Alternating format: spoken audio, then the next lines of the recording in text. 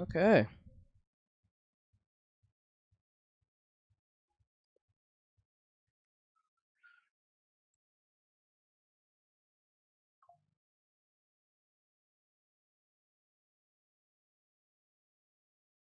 There's always a problem with their thing. Oh my god, they always have a constant issue. That's crazy. That is crazy. How do they always have a top chat, funding, live chat, all live chats are here?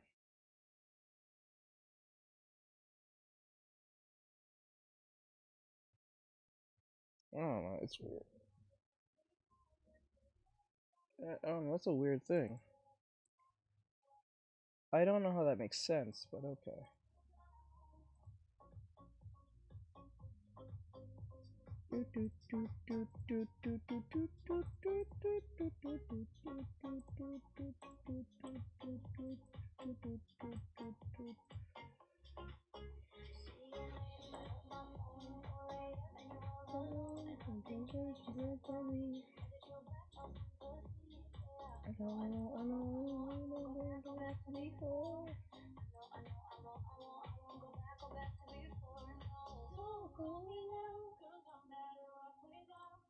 Don't need you around, don't need to.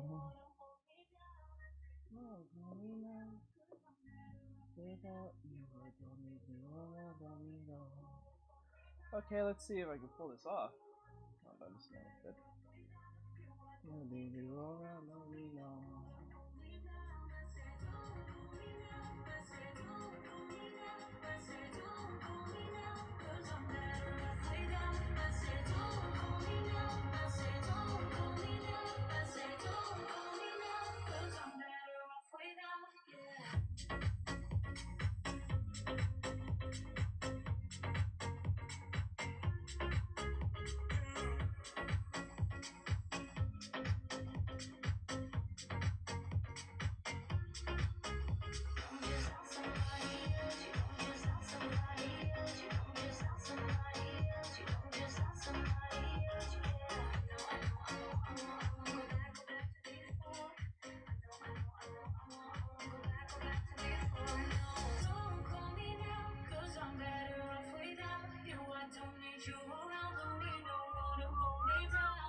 Hey, Benjamin.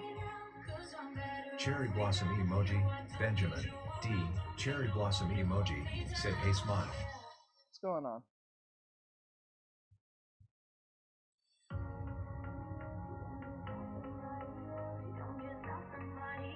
Deodorant Eater 15 said hi. Hello. How goes it? Cherry blossom emoji, Benjamin. D.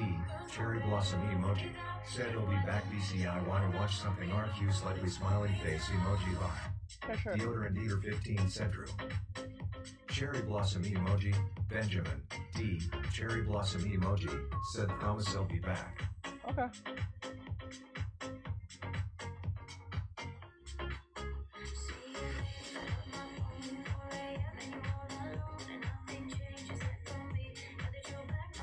Deodorant Eater 15 said you draw good. Thank you.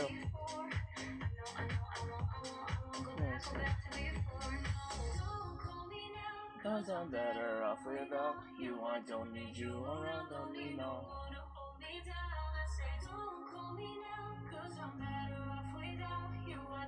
You around, don't need no.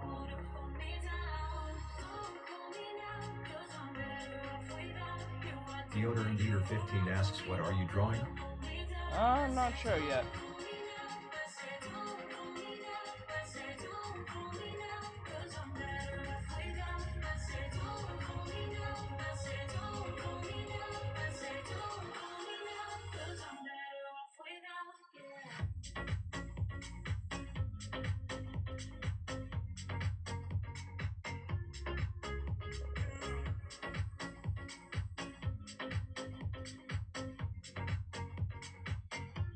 Deodorant Eater 15 said oh well it looks amazing.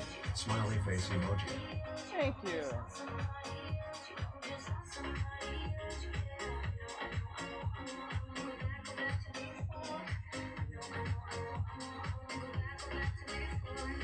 Oh, hold me down.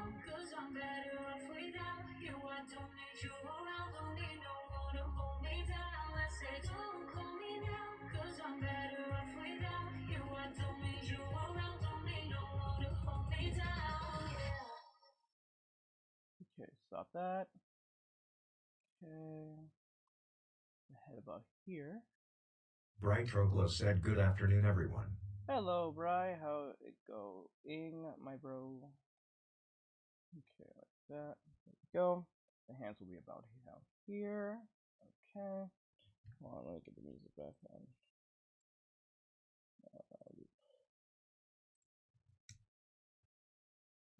That.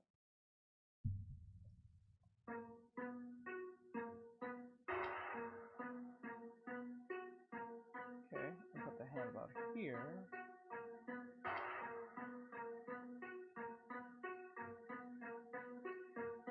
That. Put the neck about here.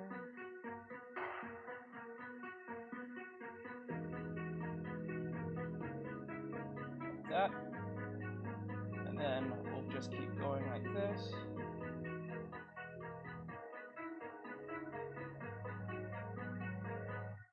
That.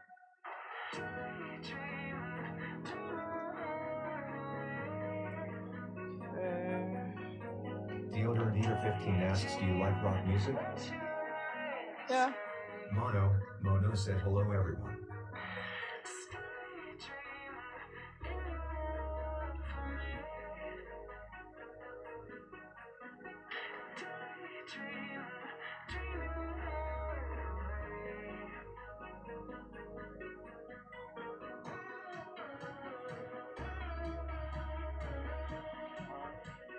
Like that.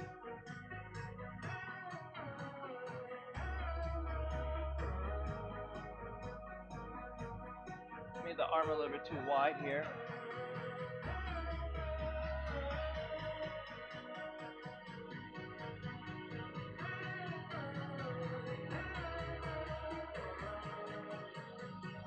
Nadia Sasha S. teacher said, "Hi."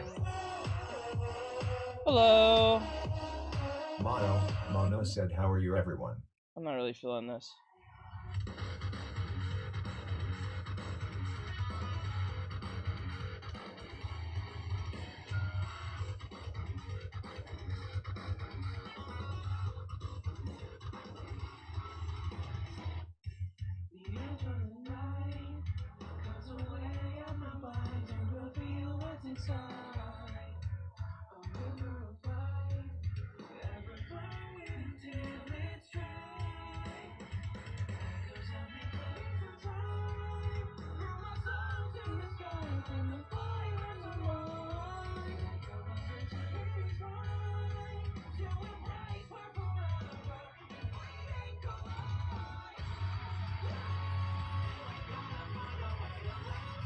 Flint Bassett asks, "Can I request both solo leveling openings?" Yeah, after this.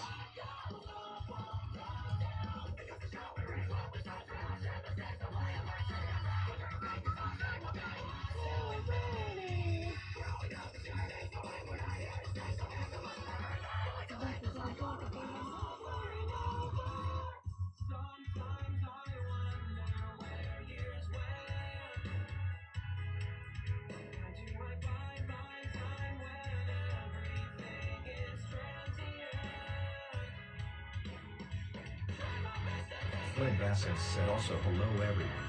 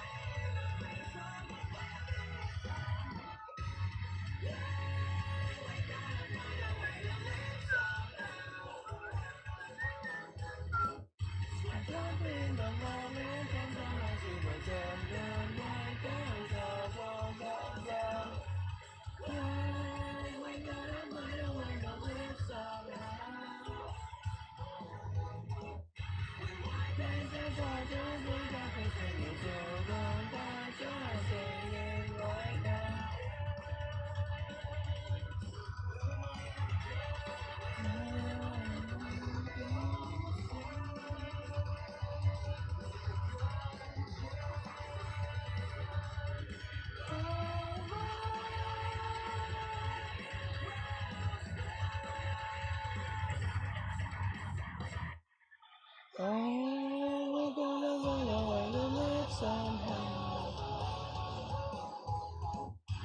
Up in the moment, hands up on you again.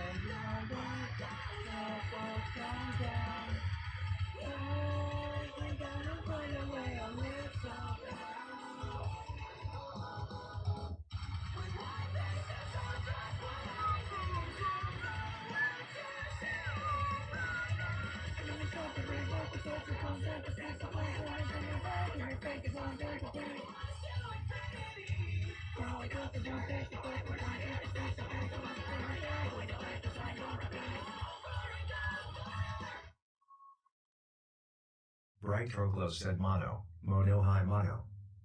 Hello.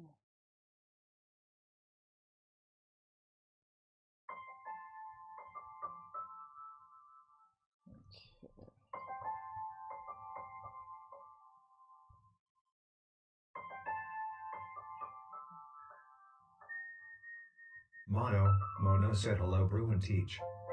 Hello. Mono said bry.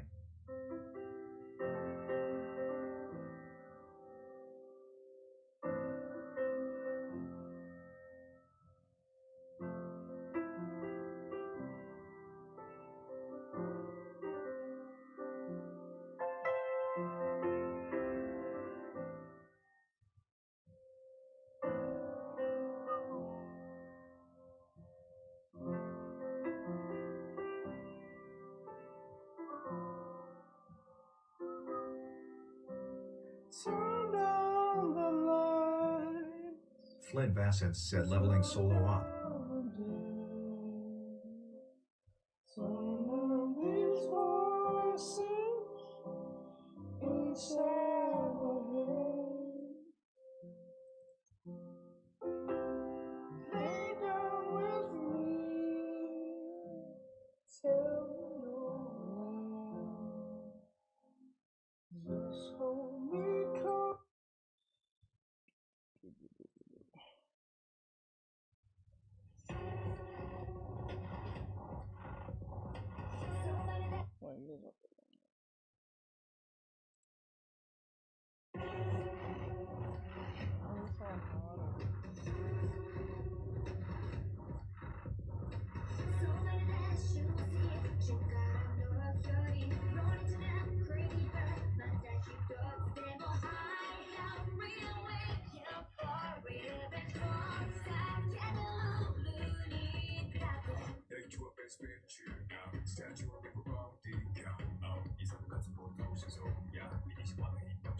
I give back the light, it gave me one. I place you guys know you are all one.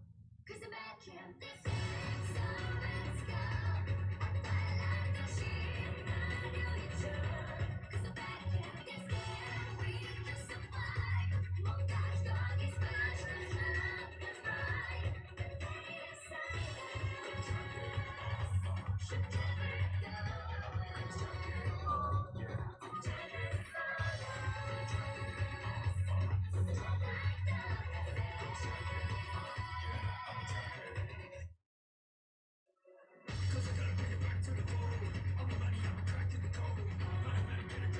Flint Bassett asks why does the music sound muffled?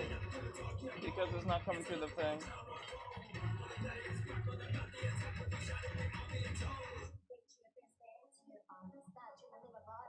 Because it's not coming through the OBS, it's coming through the mic. Mono said hi Flint. Flint Bassett said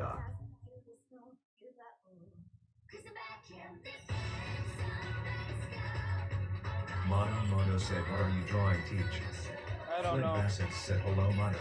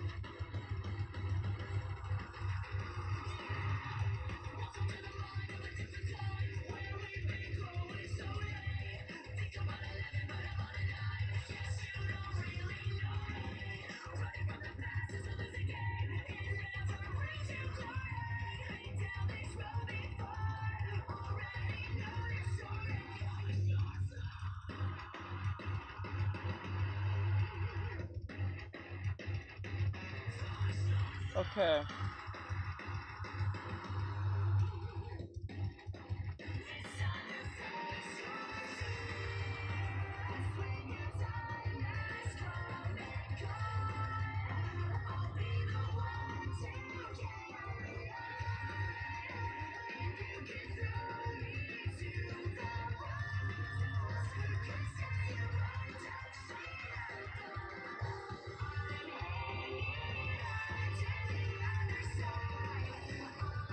Flynn Vassence asks, was that the first or second solar leveling openings?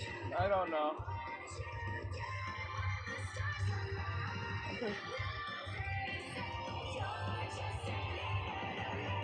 I'm pretty sure that was probably the second one, I believe.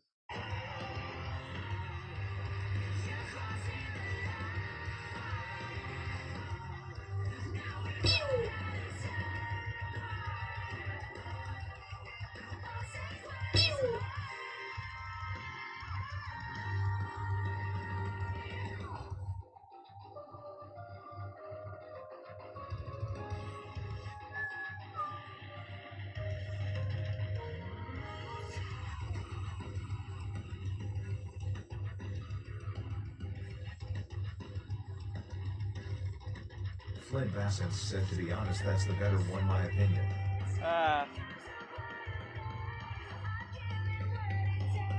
To me it sounds similar to the first one, I think. I think it was the second one.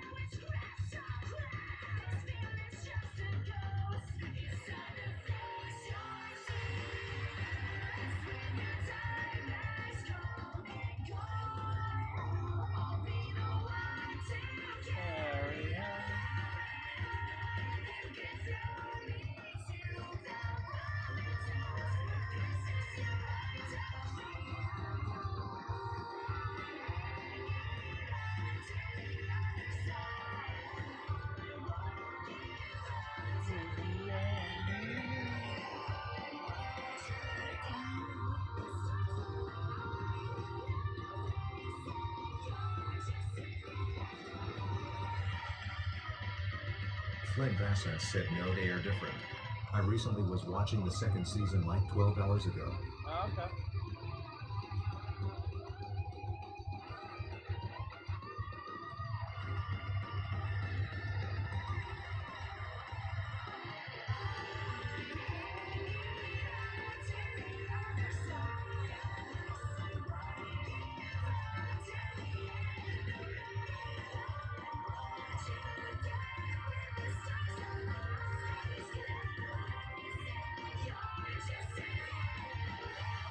Jumping in the line with a different kind, evil going slowly. You don't really know me. And never brings you glory.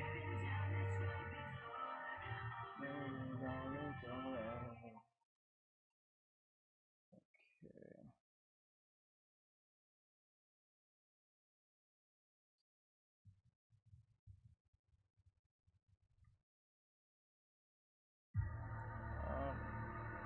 Oh no. Yeah, they like doing this. Every time this fucking song pops up. Bro. No. We're not doing this. Every time. Every time.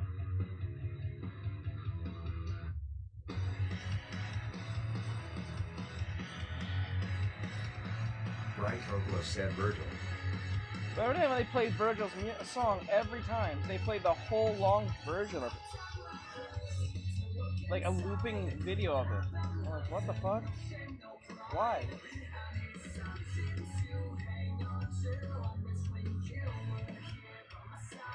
You dress you up.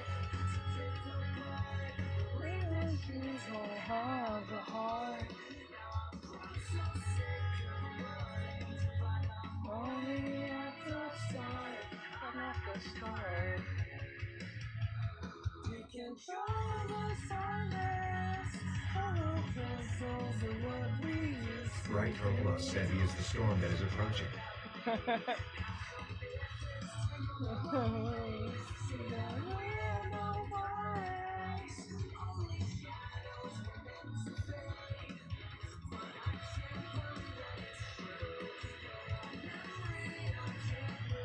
Hold on to you.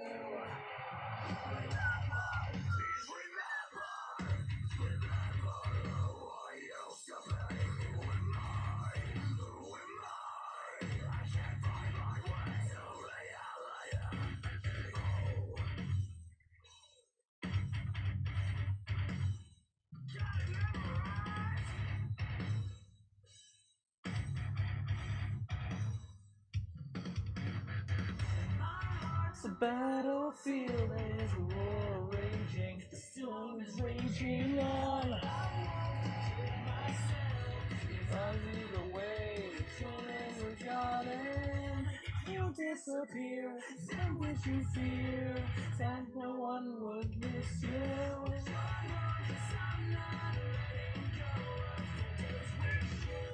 And you're the strongest, follow vessels of what we used to be.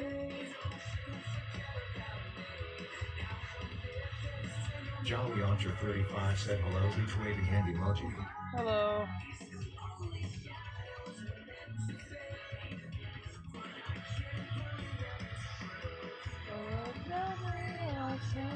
Hold on to you.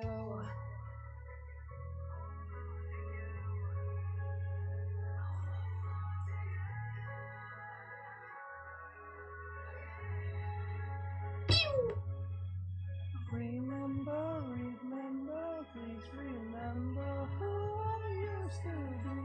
Who am I? I'm a puppet in the game. Remember, please remember who I used to be. Who am I?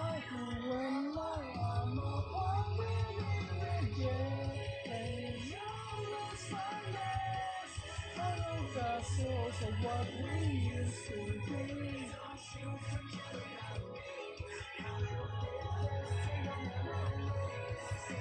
We're nobodies. We shadows were meant to fade. I can't prove that it's true. Maybe it's our Shores Future asks Artextric. Okay. Why do people do that? Why do they do that? Why do they say my name? I don't see the point. Just say what you need to say.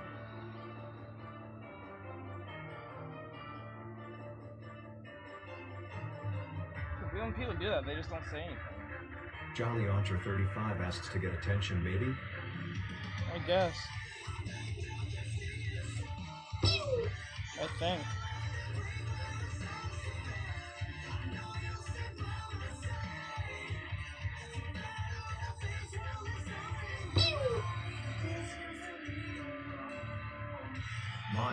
Mono said probably bots. Probably. Mono said also hi Jolly.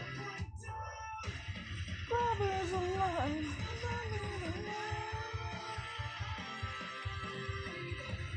Probably will find.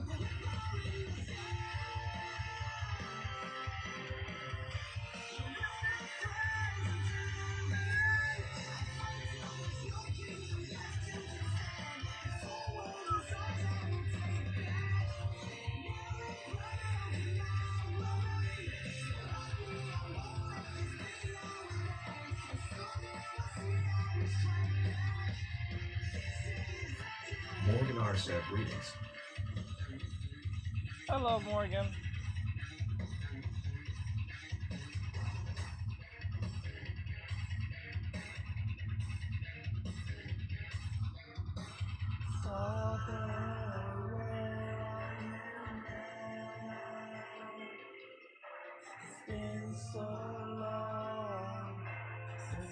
Morgan R said, how are you today?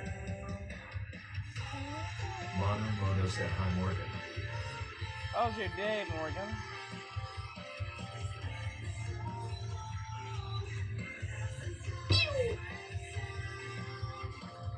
Morgan R said, hey Mono.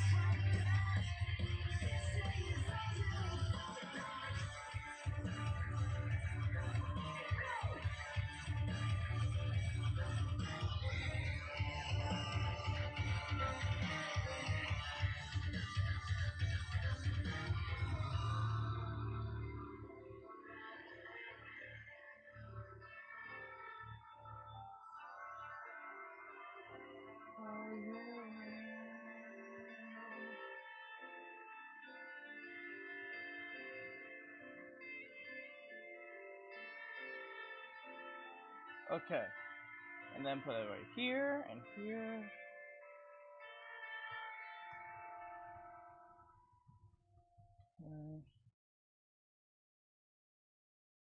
So, what you guys are witnessing me doing is doing the whittle method. Oh my god, why did I do this?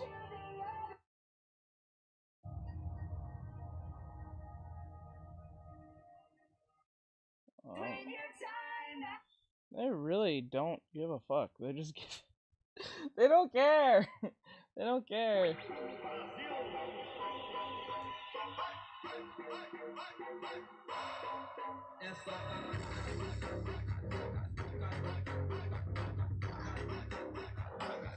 They don't care. They don't. They don't. They just don't care.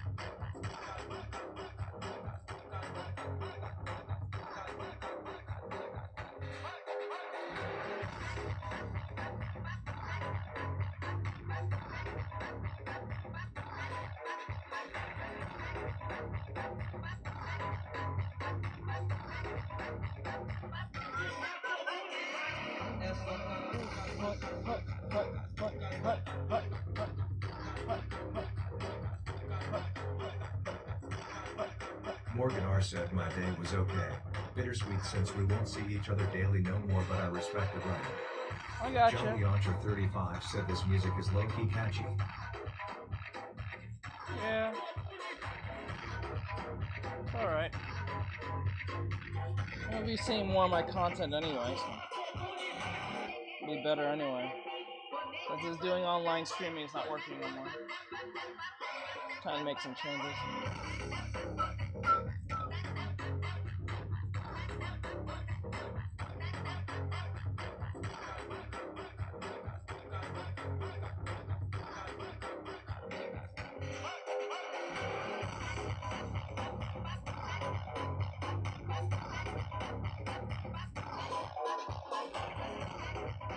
Mono Mono said, Teach, will you also post on Buy Me a Coffee? Yes. Jolly Yonter 35 asks, did you say you aren't doing online content anymore? So I'm not gonna be streaming no more. Like that. Only on Mondays and Tuesdays.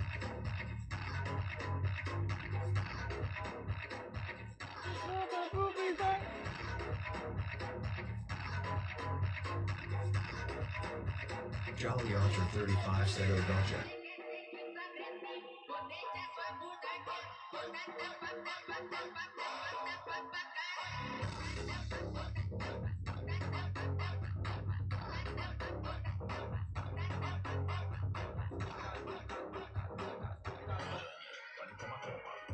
Like, look how many people are sitting in the stream on TikTok.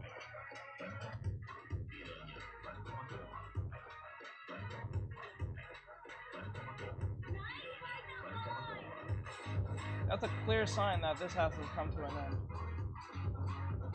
Or something needs to change. Jolly Yonter 35 said, yeah, that's fair.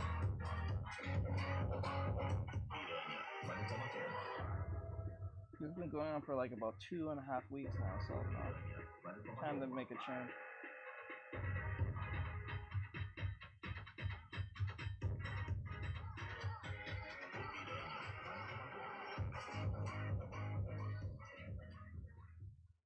Okay. Morgan R said, I respect it. Like, I have 7,000 on YouTube. I have 80-something thousand on TikTok, and only 2 people are sitting. One is my mod, and one is a student. And the rest of you are probably like 4 of you over there on YouTube. That is not good. There are people with less numbers than I do and have more than that sitting there watching. So that's a change. We need to make a change.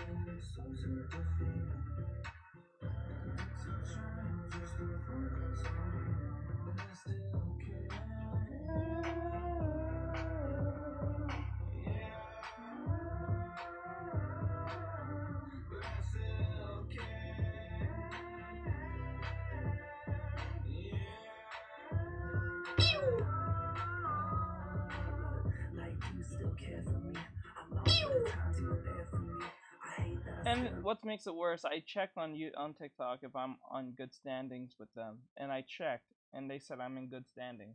I can understand if I was like shadow banned or I put some because they tell you if you're shadow banned or not. They tell you like you're not in good standing at all.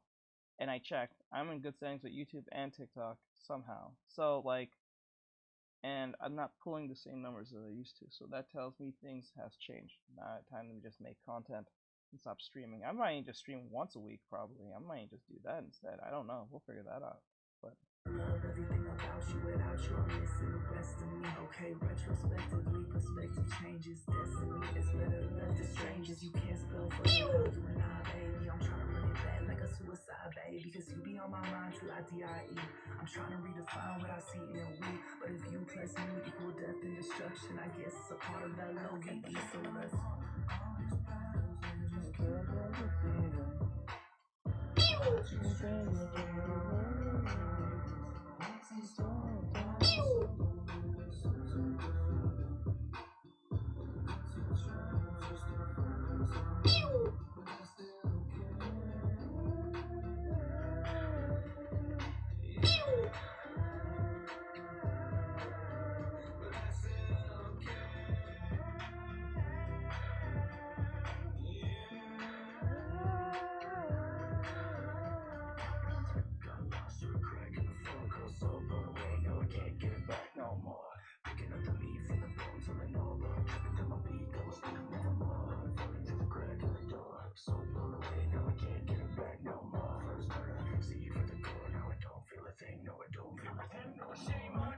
shame on me. Limits of belief that we had all these drinks. Now I'm stuck, just living the nightmare. No fight, sleeping dog died overnight. I was right there. I'm deep, so terrified I can't breathe. I thought I heard scratching at the trap door underneath the same rug where we sleep. Lying to each other through our teeth. Sing or just say what they see.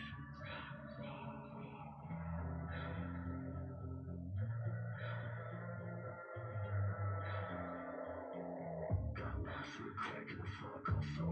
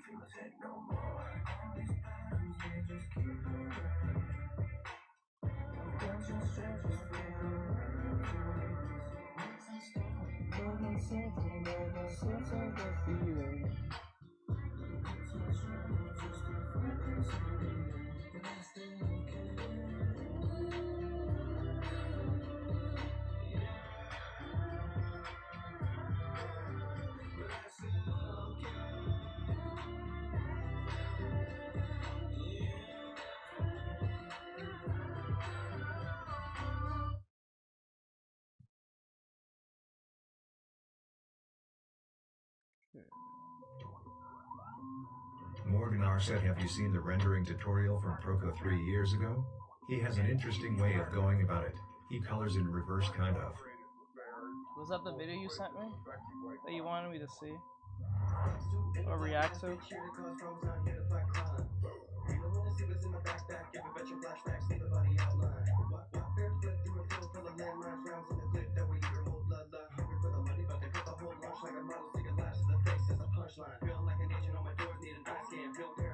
Mono said, well, TikTok will probably get banned in the US anyways. True.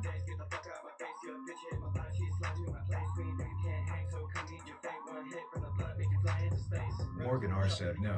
That was Chandler Riggs' Spider-Man. Ah, okay. You already sent that, right?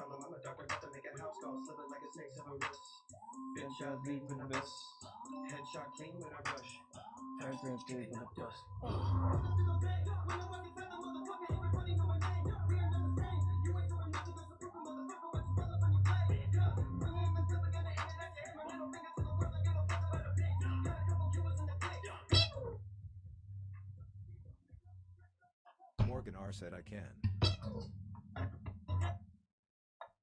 You already did? Did you send the bruh?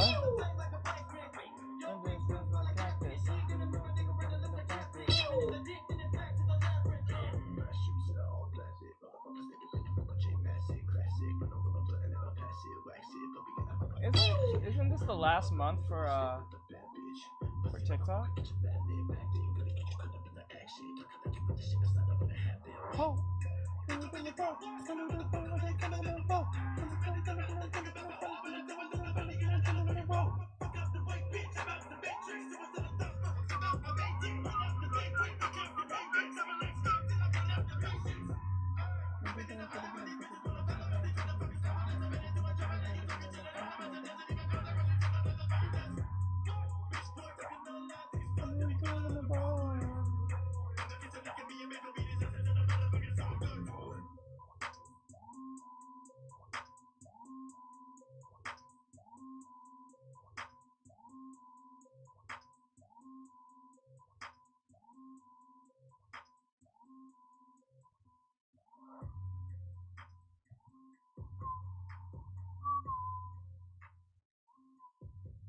Flynn Vassens said my younger brother is getting married in 8 days from now. Mono said ban was extended for 90 days, so probably pretty soon. Shouldn't it be this month? It's been like... Has it been more than 2 months yet?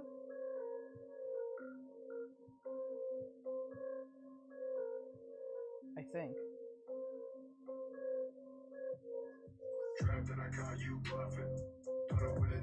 Mono said tell and random stranger on the internet is saying congrats, Flynn. Congrats to your brother. Just tank it when I find living life in the fast lane.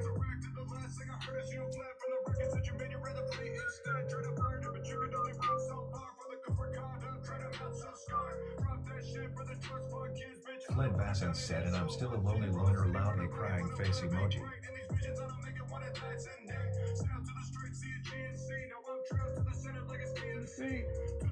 Sorry about that, bro.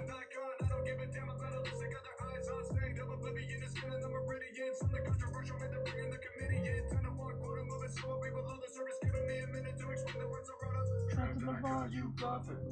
Don't know what it is, I'm bluffing. Ain't coming down there from it. Got the drug, so I feel it down my stomach.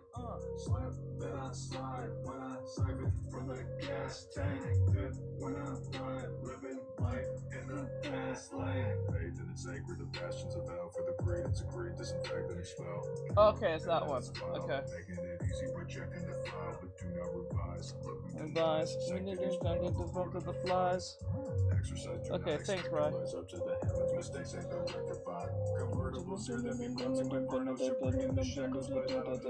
Flynn Bassett said it's okay. My parents didn't meet until their 30s. Morgan R said same flip. Bright Proclo said no problem. Shut to the mind, you buffin. Into the beans and muffin. Into the band, not flopping. From the band, from the dance, stomach. Mono said, well, if it helps you, I'm getting into Ceregian Sage pretty soon, and I still don't have a BF. When I ride, living life in the gas lane.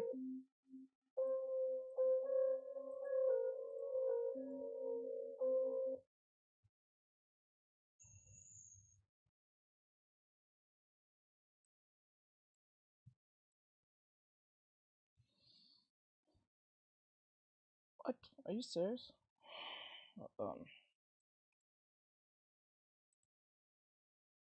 I don't need this open right now.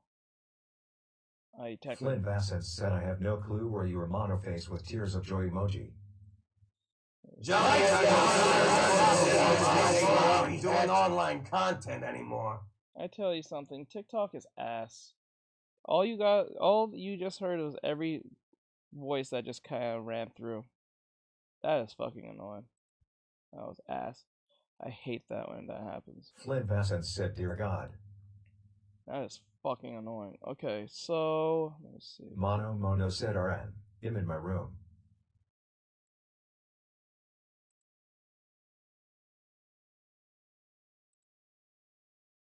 DeAndre JR said, hey. I probably scared the shit out of most people. Okay.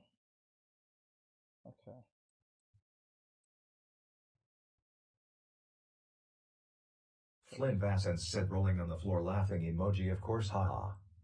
Shit was wild. Okay. I got pretty close to the original here.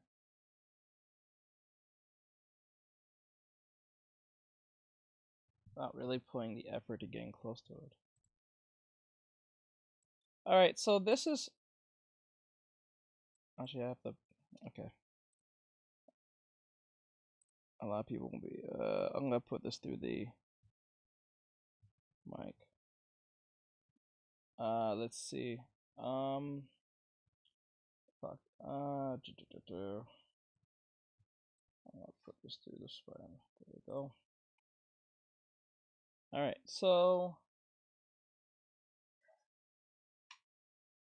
like that. So, this video was sent to me by Morgan. And this is called The Spider.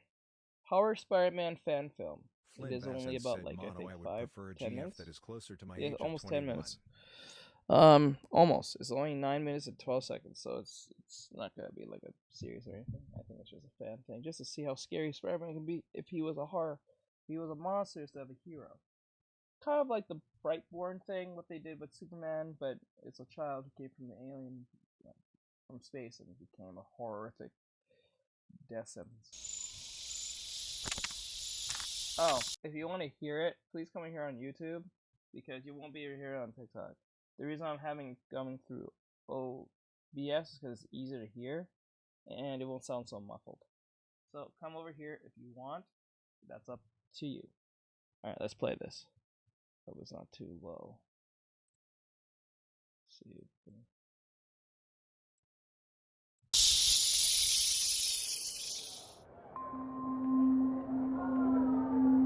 Or better yet, you know what? Before I do anything. Okay. Go on. I know what I can do.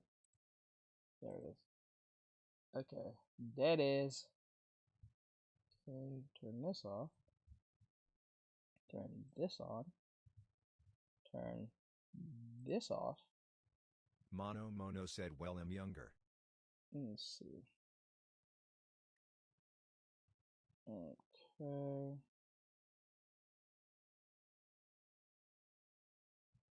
Okay.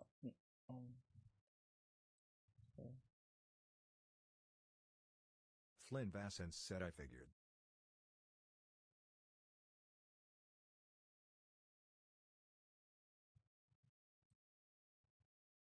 that.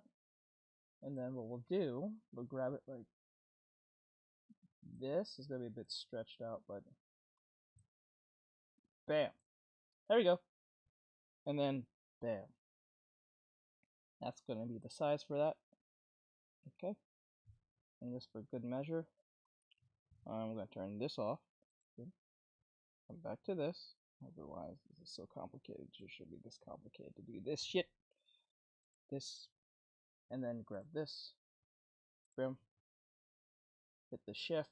Mono Hold Mono down. said, yeah, only 5 motons till my BD. And then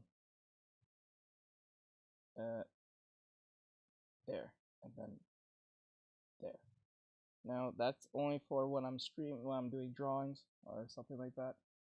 Actually, quite frank, I just kind of noticed something. Like that. Bam. Okay, what's with the chat over? Motherfuck. Okay, so copy. Okay.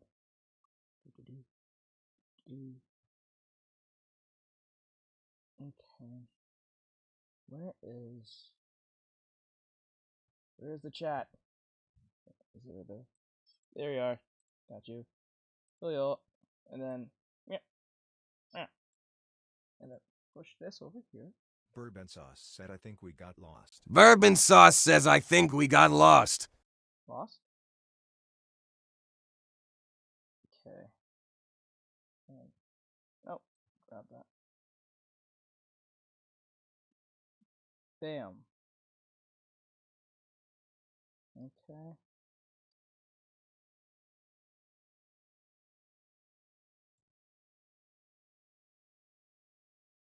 There.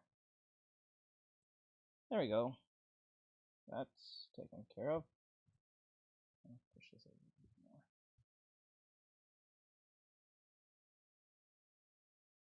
Maybe that's fine right there. So you can see that. And as for you, you need to move. And sit there. That's fine. Alright. So that's taken care of. I don't have to worry about that bullshit no more.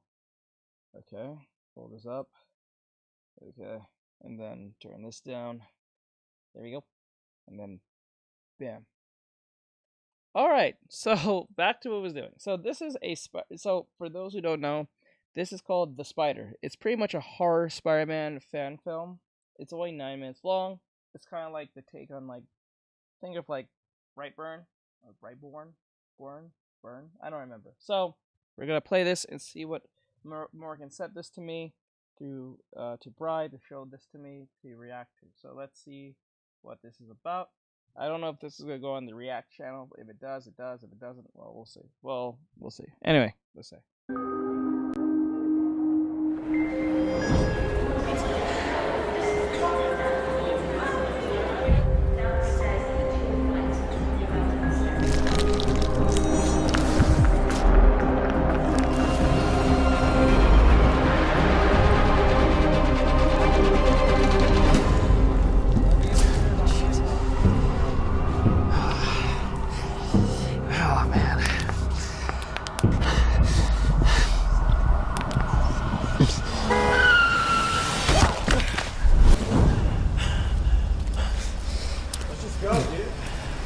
Take his wallet. It's just a kid. What, kids don't have wallets? What are you gonna take his lunch money? He just broke off his legs. Leave him alone. Let's just go. Hey man, just...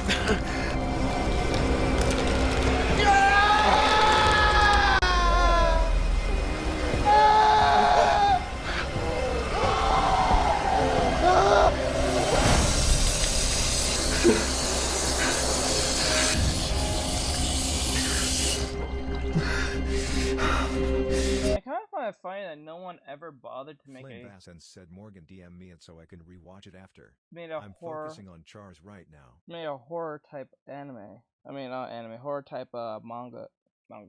Horror type comic book on Spider-Man. They probably did, especially with that mutating version of him with the 6 arms. I know they did an anime series. I think there is a comic book on that, but I don't know if it's like he becomes evil or whatever the case may be.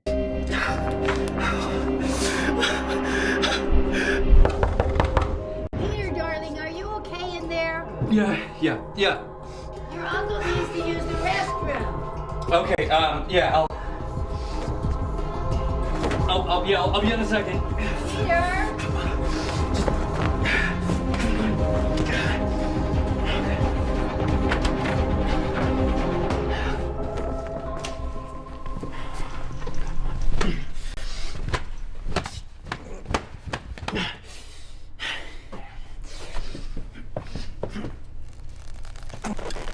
Peter?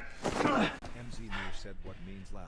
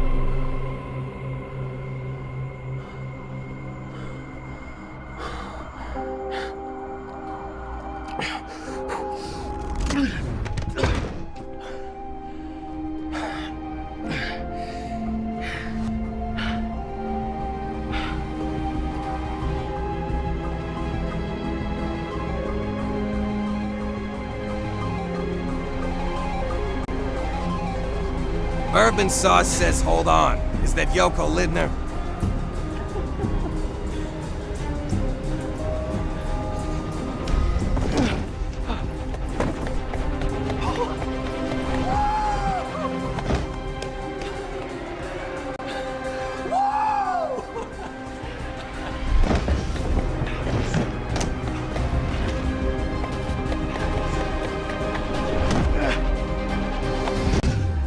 Bourbon Sauce says sheesh, the cool chick has arrived.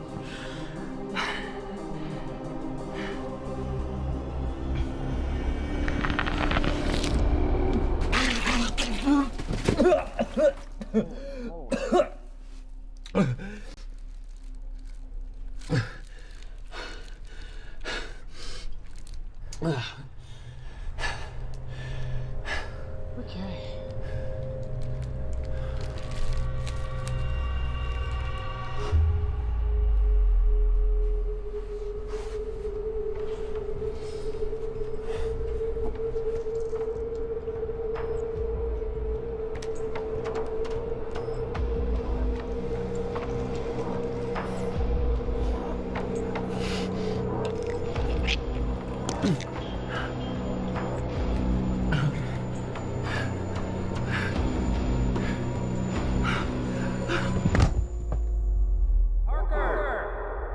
Oh, Mr. Parker.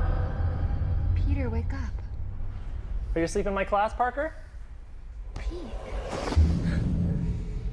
Peter? Hey.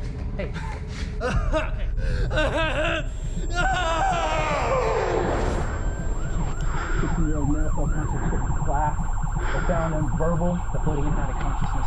Peter? Hey, my name is Jimmy. I'm a paramedic. You know where you are right now?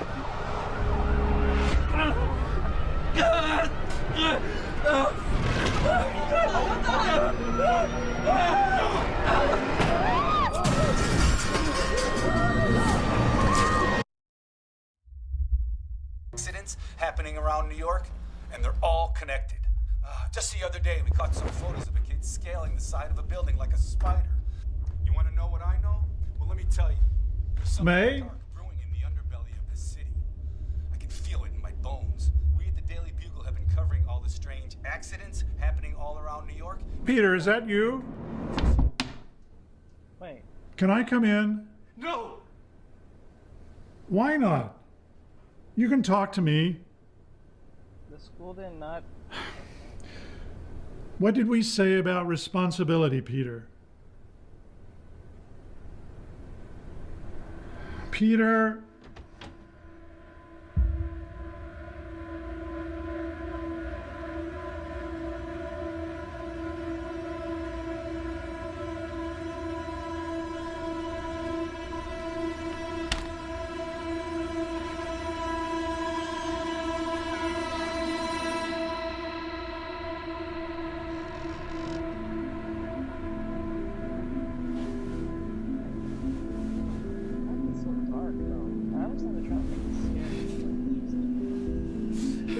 Peter? No, please!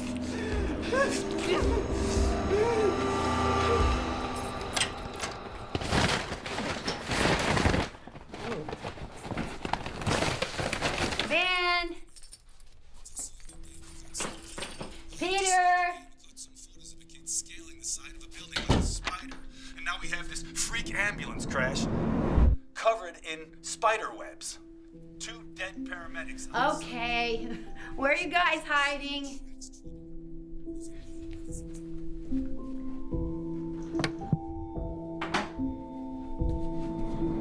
Peter? Peter? Oh.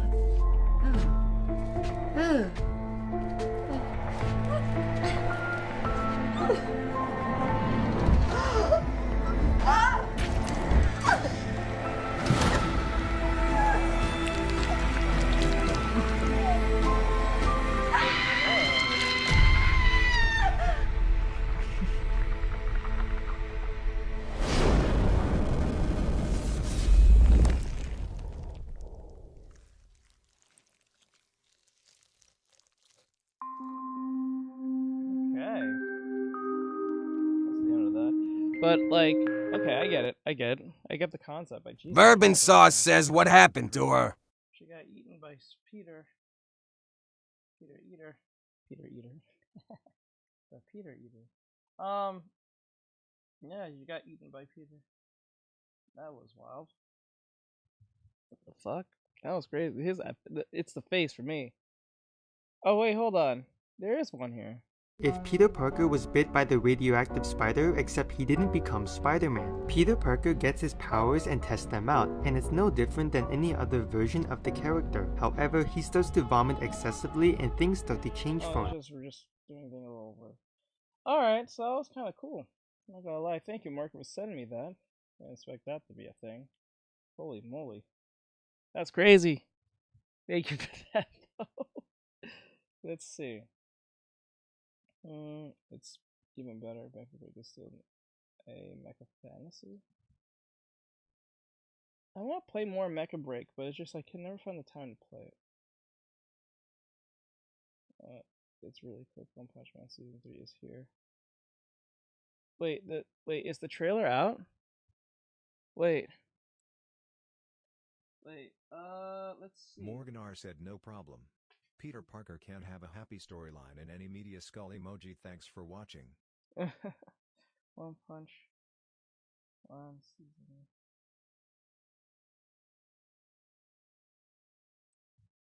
Is the Season 3 trailer out? Hold on, let's see.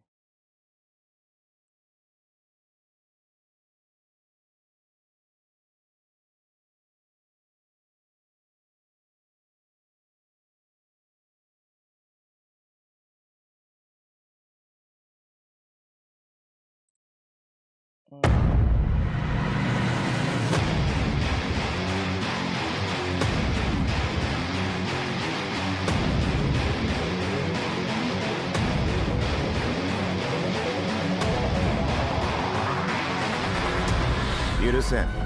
しかも俺を狩りに現れないのが余計許せん。ハゲマントだからか。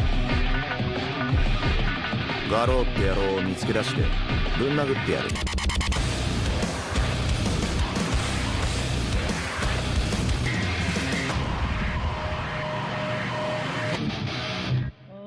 I don't know, they only showed mostly headshots from the top of their heads, most of them, only like one action shot, but like that doesn't really indicate to me that this is gonna be like real different from season 2, but we'll see. Hey guys, welcome back to Clownfish TV. This is Neon. I'm not here with Geeky Sparkles in this video. She's out and about doing some stuff today, so you're stuck with me.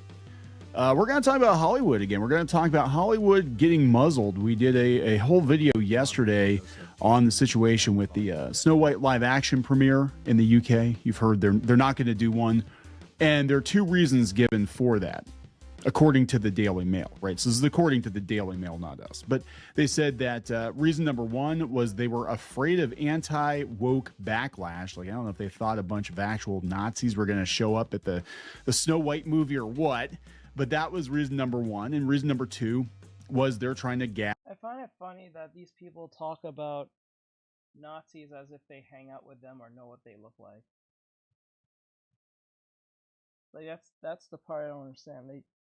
These people have little to no running with these so-called Yahtzees as they bring up, but they just know they're gonna pop up, and they never did. Didn't they do the same thing with the Joker movie, the first Joker movie? They said a bunch of alt-right incels are gonna just come out of nowhere and start attacking people or something at the movie theaters if they play this movie, and nothing happened. It was just a movie. It was just Cherry a movie. Blossom emoji. Benjamin D. Cherry blossom emoji said sorry forgot frown. So like that's the thing. I remember that. Oh yeah, Bourbon, you said you had a problem, right? You had some type of drawing issue you wanted me to show you. Ag Rachel Zegler because they don't know what she is going to say. Now, this is a thing that's going on all over Hollywood right now, and I think they needed to do it about 8 years ago because apparently the actress from Amelia Perez is also getting gagged because she said some stuff on social media that hurt their chances, I guess, at the Oscars. And I have to wonder if you know, I was joking about it yesterday, but I have to wonder if the Rachel Zegler clause isn't going to be put in contracts going forward. Like, you need to run all of your social media through us before you go out there and cost us millions of dollars. And they do. I mean, I think the situation with the Flash, with Ezra Miller, I think his behavior, I mean, he obviously, can I say he? Is he a he now? Is she? I don't know what Ezra is. They, them. Ezra's behavior and legal troubles and allegations of grooming and all that stuff definitely hurt the box office, I think, for The Flash. I mean, the movie wasn't that great. I watched it just for Michael Keaton's Batman, and he was in it for like 10 minutes, but you know what I'm saying. And then during the premiere for that movie, Ezra Miller was hardly allowed to speak. They left him up on stage for like 30 seconds. Hey, I hope you like the movie. And that was it. And I have to wonder if this isn't going to be kind of the new normal going forward, because every time these actors and actresses say something incredibly stupid, it gets clipped, and then it winds up making the rounds, and then, you know, the media picks it up, and the YouTubers, the toxic chuds pick it up. And that's the thing I don't ever understand. Why didn't they do this from day one? If you're gonna be in Hollywood, or you're gonna work with us as a studio or whatever movie we're working on, why don't they just say, do not say anything about anything unless it's about the movie in a positive light? Do not say X, Y, and Z. If it's not positive, emoji, just keep your mouth shut. D. Cherry blossom emoji. Why don't you just do that? Asks what corrector? That makes more sense. I don't understand that nonsense. Like, why bother to have these? Ryuga Samurai said Yoko. Hold on, right there. That close that I can hardly see anything. Actually, quite frankly, let me turn off the activity thing, because that shit is a show activity. No, close that. Show you using. Okay. What? It's not gone. The fuck? Shit. Platform, altering background. I don't know what that is. Show badges. Show read out loud. Ding when new message comes in. I don't know what that. Use altering message background. Show badges. Oh, that's okay. That's nice.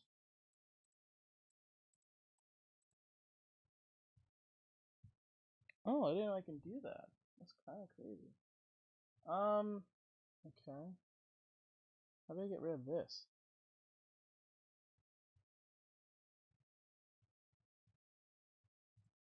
I want it gone. Why is it?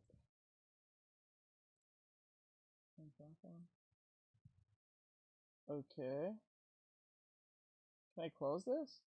Settings. Accounts, plugins, themes. Accounts, stream. Oh, connect. Oh, connected? The fuck? Why is that not connected? So this whole time people might be talking on Twitch, I didn't even know. Okay. And I guess I'll add kick too. Fuck it. Nope, can't do that now. Alright, that's cool. Let me see about appearance. Chatbot, icon, zoom in. Zoom out actually, that's me. Yeah, down. Too close. Activity feed. No. Widgets, don't care about that. Chatbot. Settings. Hide comments and shoutouts from timers and chat. I don't know what that is. I just want this gone. Why won't this go away? So fucking weird. Hold on. I want it gone. Why it no go away?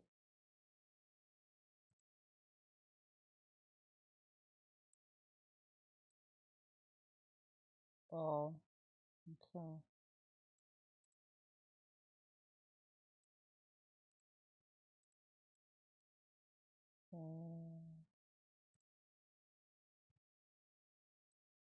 That's weird. It just won't let me see it. It won't let me get rid of it. I gotta figure out how to get rid of that. I don't want to see this anymore. I don't care for the stupid gifts. It's so weird. Alright. You know, sometimes it is a tempest in a teapot. Sometimes I think things do get taken out of context and blown up. But sometimes, a lot of times, these celebrities just say really, really dumb shit that cost the studios hundreds of millions of dollars. Directors say dumb shit that cost them hundreds of millions of dollars. So we're going to talk about Hollywood getting muzzled, Hollywood being put on a leash. Before we get into it any further, please subscribe for more pop culture news, views, and rants. Guys, go out to clownfishtv.substack.com. If you are not getting notifications for our videos, sign up. It doesn't cost you anything, and you will get notified every time we post a new video. And like, yeah, we just did this one yesterday talking about Rachel Zegler and how she would not shut up. And that is actually one of the reasons they cited. Like, look, I've heard people in the comments say this could be about the Israeli Palestinian conflict too in the UK. They don't want to go there because, God forbid, Gal Gadot's in the movie, and Rachel Zegler has said some stuff too, and they don't want to go there. But the official, well, I guess it's not official, but the source for the rumor claims that it's because Disney is afraid of anti-woke backlash in the UK of all places, which is wild. But Cosmic Book News picked it up today, and they talked a little bit more about it, but they have the bit from the Daily Mail that we talked about. Disney's already anticipating an anti-woke backlash against Snow White and have reduced the media schedule just to a handful of tightly controlled press events.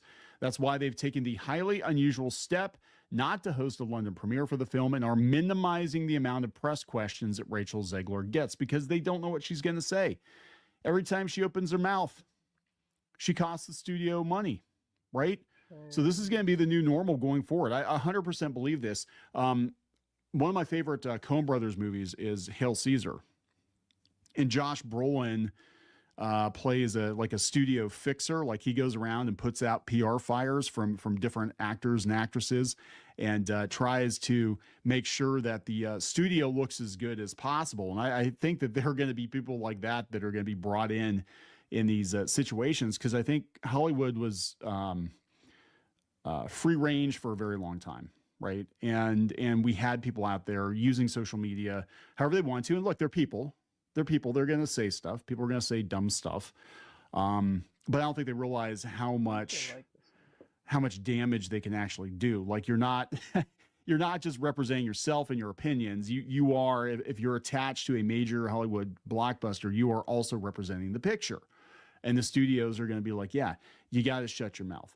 So I think we're going to see, or we're not going to see, a lot of really dumb takes, at least for the next couple of years, at least during this, the Orange Man's second coming. I think they're going to be very careful with what they let their celebrities say, because, again, it costs them money. That's just a hunch I have, but it's not just Rachel Zegler. It's also, Hollywood. What's her name? Carla Sofia Gascon from Amelia Perez. And this whole thing, I really didn't watch it. or this situation very closely. I saw the stupid song, the vagioplasty song. Have you guys? I'm sure you guys have seen it. The penis to vagina song. Like it's all the kids are talking. My kids are playing it because I guess it's on TikTok. But I mean, it's like a meme, right? I mean, I can't believe it. I mean, this movie got nominated for a bunch of Oscars and it hardly won any. And Zoe Saldana, I think she had to like grovel even after that. She had to apologize. But yeah, they kind of got shut out in the cold. And the studio's probably blaming this actress, right? This comes from Bounding in the Comics. Following Amelia Perez Oscar controversy, Hollywood reportedly moves to make social media scrubbing an essential component of every award campaign. So I found the article. This is it came from Variety. This is where they got from. We'll go back to Bounding in the Comics here in a second. But yeah, Variety says the social media scrub will now be a standard practice. They said the Carla Sofia Gascon controversy will have lasting effects on the awards complex. Multiple studio and PR sources say that while social media scrubbing was once an afterthought, it will now be seen as an essential component of every campaign. And that's not just the Oscars. I think it's leading up to a major theatrical release too. Netflix poured millions into promoting Amelia Perez and briefly seemed poised to secure its first Best Picture win. Whether or not it would have gotten there without the scandal is unclear, but the historic number of nominations and strong momentum suggest it had a good shot. That is until Gascon's resurfaced Bourbon social sauce media says, post okay, I revealed the might like this campaign. pose a lot. The lesson: if you're hoping to be an awards contender, whether it's for the Oscars, Emmys, or Tonys, it's best to start scrubbing now before journalists and online detectives, those toxic YouTubers, unearth something you prefer to remain hidden. Yeah, I mean, really, you can't say anything, right? And even if you say it and retract it, it still gets clipped. It still makes the rounds. I mean, seriously, if you're a celebrity and you've got like millions of Instagram followers, which I found out the other day, and we didn't do a video on, but it was kind of weird. They were saying that certain Hollywood studios will not even consider hiring you unless you have over 1 million subs on Instagram. And that's a whole nother rabbit hole. We could talk about that because it works very much that way in book publishing too, or it did for a while. And there were some, let's just say there were some rather obscure Tumblr artists whose social media accounts magically went up almost overnight in numbers. They went from like, maybe 2,000 or 3,000 followers to like 200,000 or 300,000 followers in the span of like a month. And then all of a sudden, hey, look, they got a publishing deal. You know what I'm saying? So there's some weird stuff going on there. But yeah, I mean, if you got a couple million subs and you're on social media, you're on Instagram, whatever, and you have a hot take or a somewhat spicy take, I guarantee you somebody has already clipped it. They've already got a screenshot. It's going to make the rounds. It's going to come back to bite you in the ass at some point in time. You think by now, maybe they would kind of learn. I mean, I think people should be allowed to be people. I think they should be allowed to have their own opinions, but sometimes those opinions will cost you money. And, again, if it's somebody else's money, if it's the studio's money, they don't want you to go nuking it.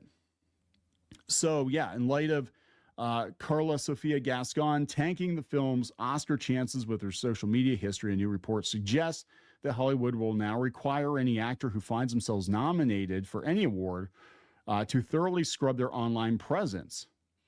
As seen in the lead up to the 2025 Oscars, the tale of a Mexican cartel kingpin's gender transition journey had previously been a favorite, notably not due to its quality, but rather because so many mainstream critics had taken to obsessively praising it in order to virtue signal. That's probably true to a certain degree. And also, remember, a lot of movies were shut out because they weren't diverse enough. And Wicked, I was very surprised Wicked didn't sweep. Wicked hardly got anything. They got like best costume designer or something. It was like, everybody's like, Wicked's going to be best picture. It's going to be, nah, it was going to be something else. They said that in doing so, because they were, again, this was a movie that was going to kind of fly under the radar for most people. But since they blew it up in this big thing, they unearthed a wide berth of controversial posts made by the transgender actress, their subject matter running the gamut from suggesting that George Floyd's death was a case of straightforward police abuse, rather than having anything to do with racism, to criticizing the 2021 Academy Awards for looking more like an Afro-Korean film festival or a Black Lives Matters gathering. Wow. That's a spicy take. That's a spicy take for a trans Netflix actress, right? To calls for Western countries to outright ban the practice of Islam. Wow. To lashing out against the Chinese people for the COVID-19 related failings of their government. Wow. You are sounding awfully alt-right there. Right, yeah. Let's Right? just check. This is Right? Carla Sofia Then Gas. that sounds kind of on the right. Don't that sound? And I don't mean on the right. I mean like it makes common sense. Gone and not Caitlyn Jenner, right? Okay, I just wanted to make sure. I had to double check. Yeah, so because they went through their social media history, because that's the thing that happens. They found all this stuff that they're tweeting, right? Now did they kick Carla to the curb?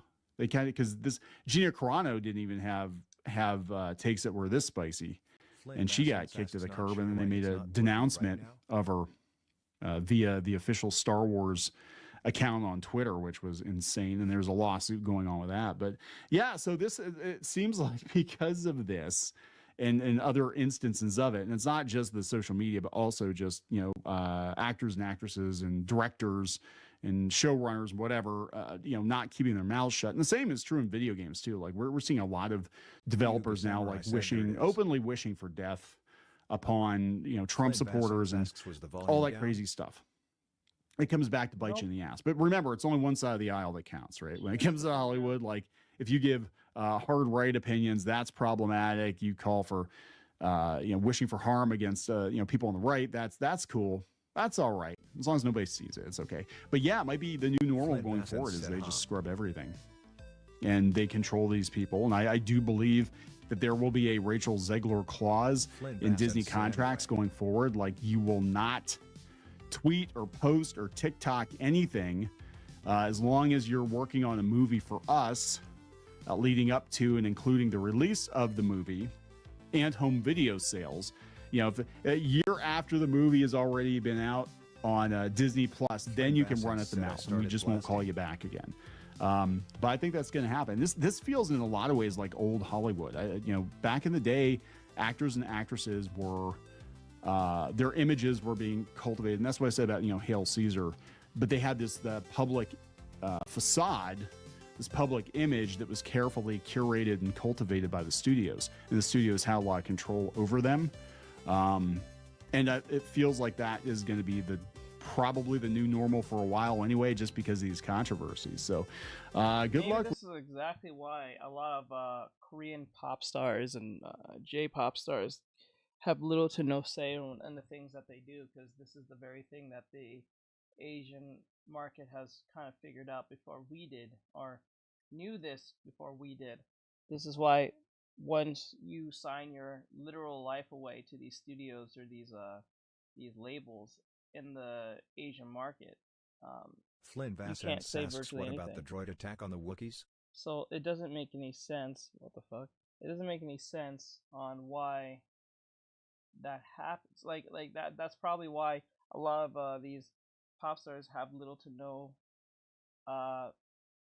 love life media presence in the Asian atmosphere in like Korea, Japan, or even China, because it starts controversy and it causes problems. Like, say for instance, if a Korean celebrity is dating another one, it might cause issues if they break up for the movie or whatever project they're connected to. So it's best that you just never ever have any type of inkling that you have a love life in the slightest, so it doesn't become a problem.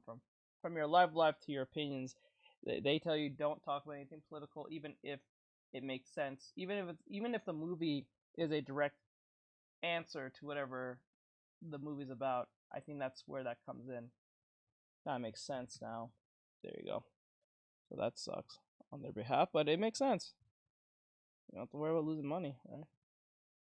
Diversity, equity, and inclusion, or DEI, is something you've all heard about before. It's the ultimate equalizer that has made it its mission to systematically ruin every single thing that you love and perceive as good in this world. It has ruined your favorite video games, bastardized your movies, indoctrinated your youth, and upended entire societies by replacing strong traditions once held to instead bow down to the monolith that vows to crush every bone in your body if you don't submit to it. DEI, wokeness, the name really doesn't matter. The actions of this harmful ideology has been evident and spreading fast across the vastness of our world. And I've spent a long time fighting against this because I know in my heart it was never an organic occurrence. In case you forgot, we learned through the US government that DEI, wokeness, and all the rest of it was exactly what I and many others have been saying, which is that none of this was natural. It was all systematically programmed from the beginning to uproot the nuclear family and destroy the very building blocks of society to make way for a new and worse way of living.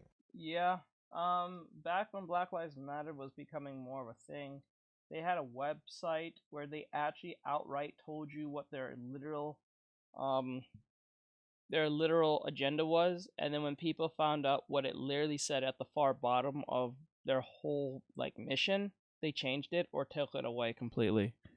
They even said take away the nuclear family, change things, change outlife of society, everything that makes a lot of sense, like live the Will Smith lifestyle. They wanted that. They want men to live the Will Smith lifestyle and be a total bitch. So they mentioned these very things at the very bottom of their website way back when. And I think it was in 2016, 2017, way back when. And then they changed it completely or took it away because people found out that it's pretty much everything against what their literal movement was about anyway. And in case you also forgot, through this new administration, we also discovered that the vast majority of these practices were in fact being propagated and held up by actually the American citizens themselves, although you can probably use the Wayback Machine and find it. So they didn't actually know it.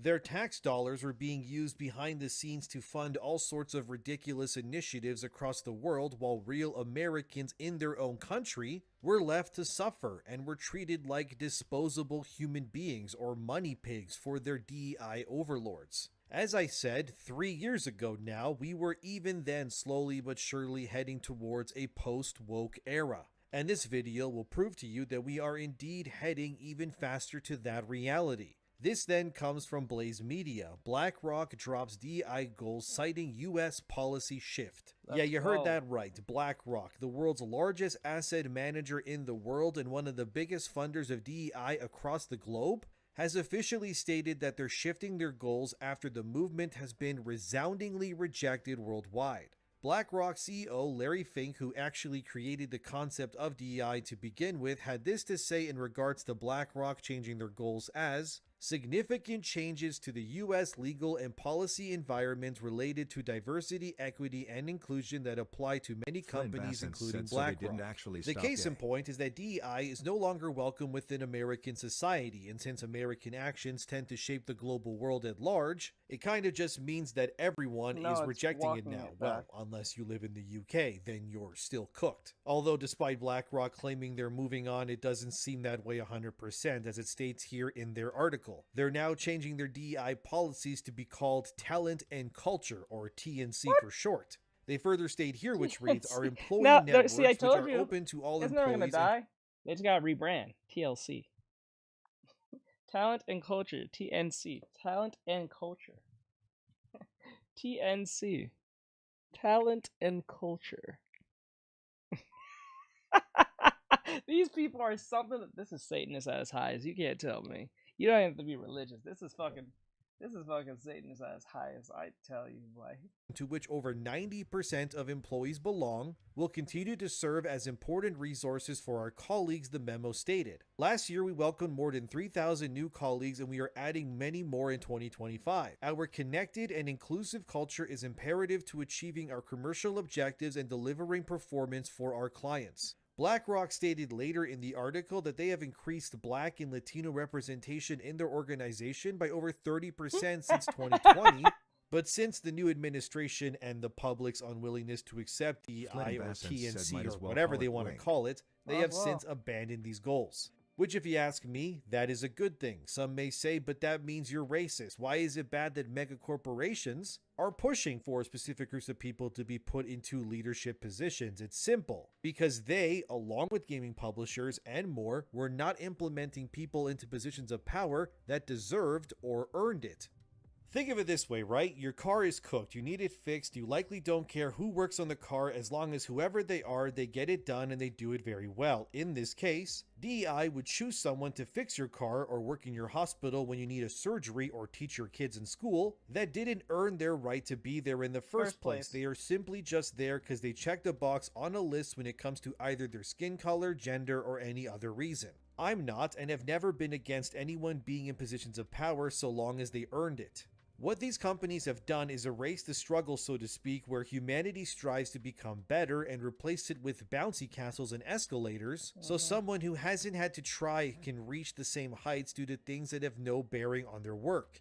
It's like as if you trained to become Super Saiyan and then someone else just took a pill and got the same results. You'd probably be pissed. Why even try anymore, you know? And this problem has persisted all over the entirety of entertainment, as I've explored to an exhausting degree on this channel already. But the fact that the backlash has gotten so nuclear that even BlackRock themselves have had to step back and go, maybe we need to reevaluate this, is kind of insane, guys. This hasn't stopped the Trump derangement syndrome, or TDS for short, spilling all over video games, unfortunately too. Since Trump won, a lot of your typical lefty game devs have been losing their minds of late, and that's putting it lightly. Grum spoke to certain people within Activision Blizzard about this, which, in case you don't know, that's where Grums used to work at. Anyway, according to him and his sources, Activision Blizzard is firing literally anybody who calls for political violence of any kind.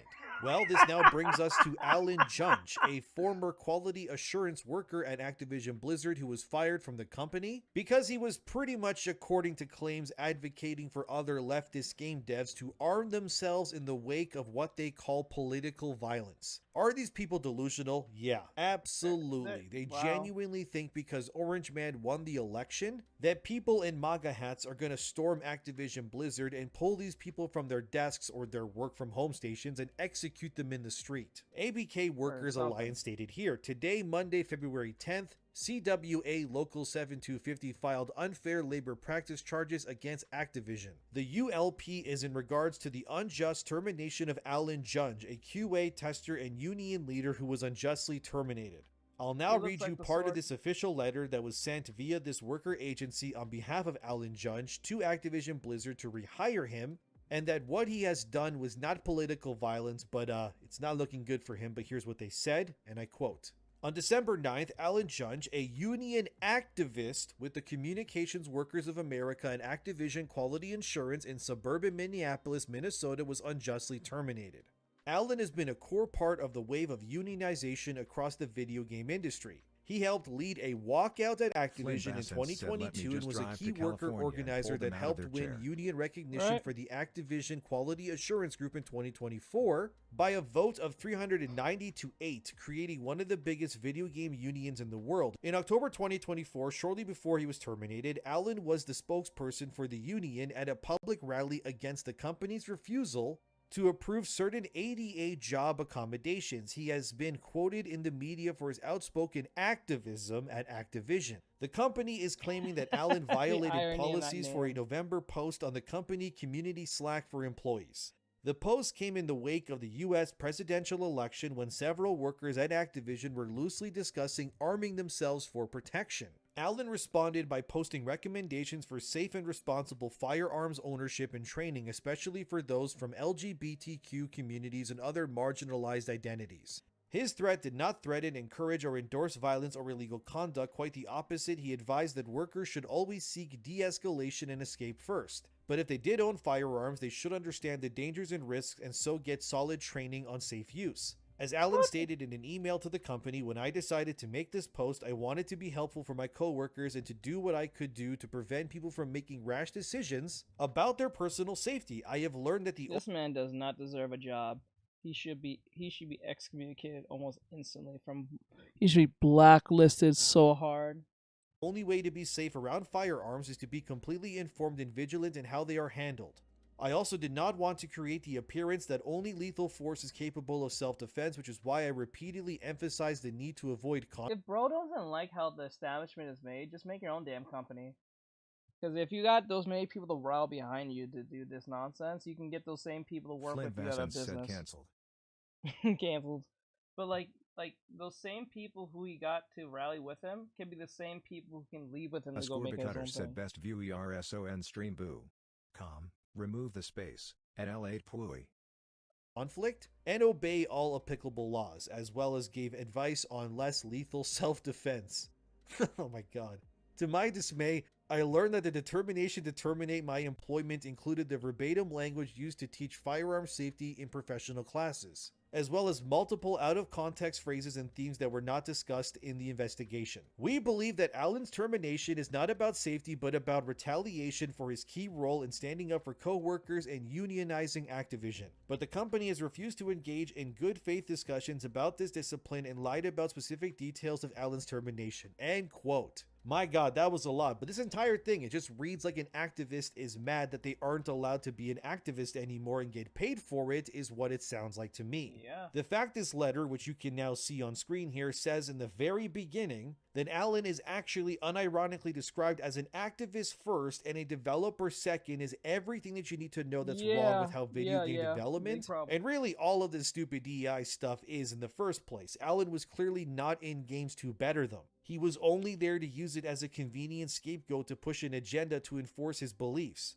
And I personally believe what Activision Blizzard did here was absolutely 100% in the right, in my opinion, to do. Because had someone like Alan been allowed to stay at Activision and continue advocating for things like this and pushing for what he says, arming the lefties and teaching them self-defense, this would only snowball in the future 100%. What exactly are these people arming themselves against? Every single time we see an attack on the public, it's some asylum seeker driving cars into crowded... You know, if they're gonna start saying these things, yeah, I thought the same thing in the beginning.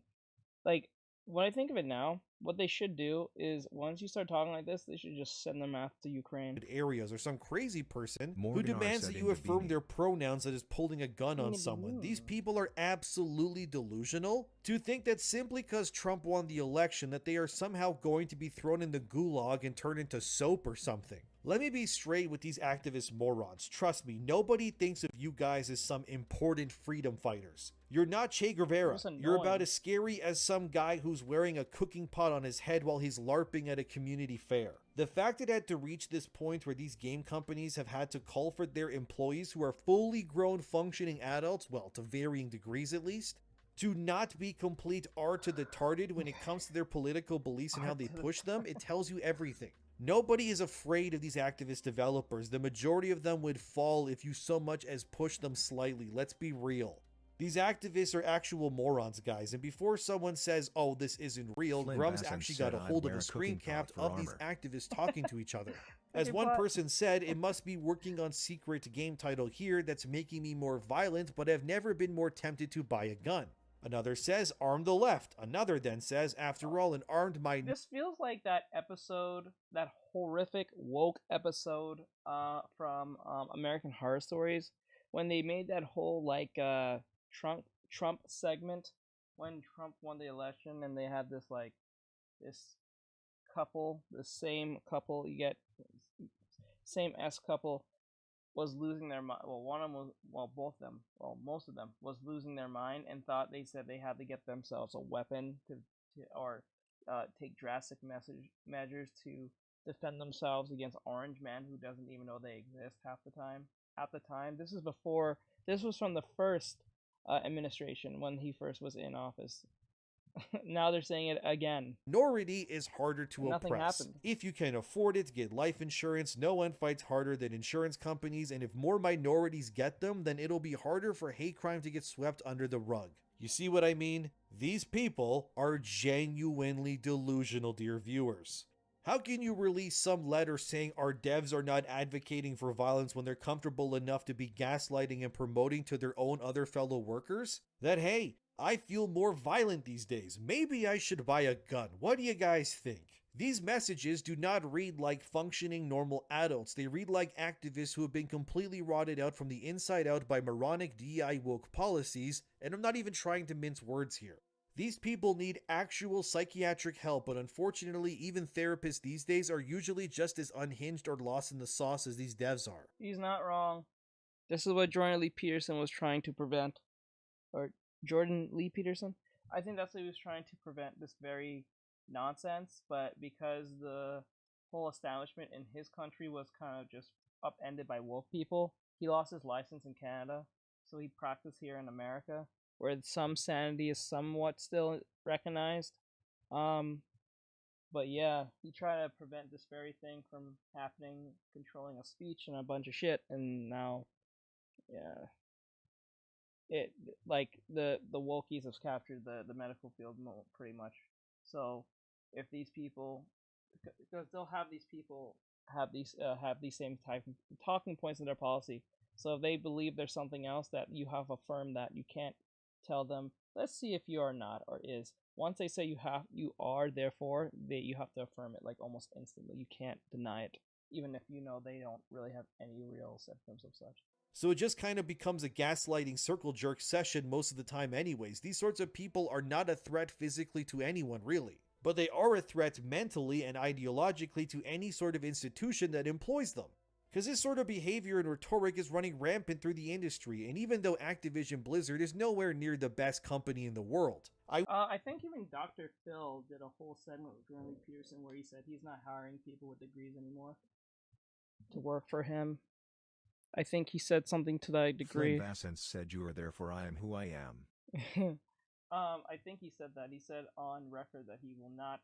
I don't think he's going to hire you if you have a degree, or if you do have a degree, he looks at the school that you came from, and if the school is known for being really woke, he throws your shit out the window. He doesn't take your resume. Because he said they're too insufferable to deal with, and it's a constant HR problem to a degree, and he can't deal with it no more because it's a constant headache, and he needs to like pay these he'll get sued up the wazoo, so it's better not just to hire them in the first place. So he'd rather hire people who don't have a degree, who doesn't come from a crazy college, compared to someone who went to a college or something to that degree.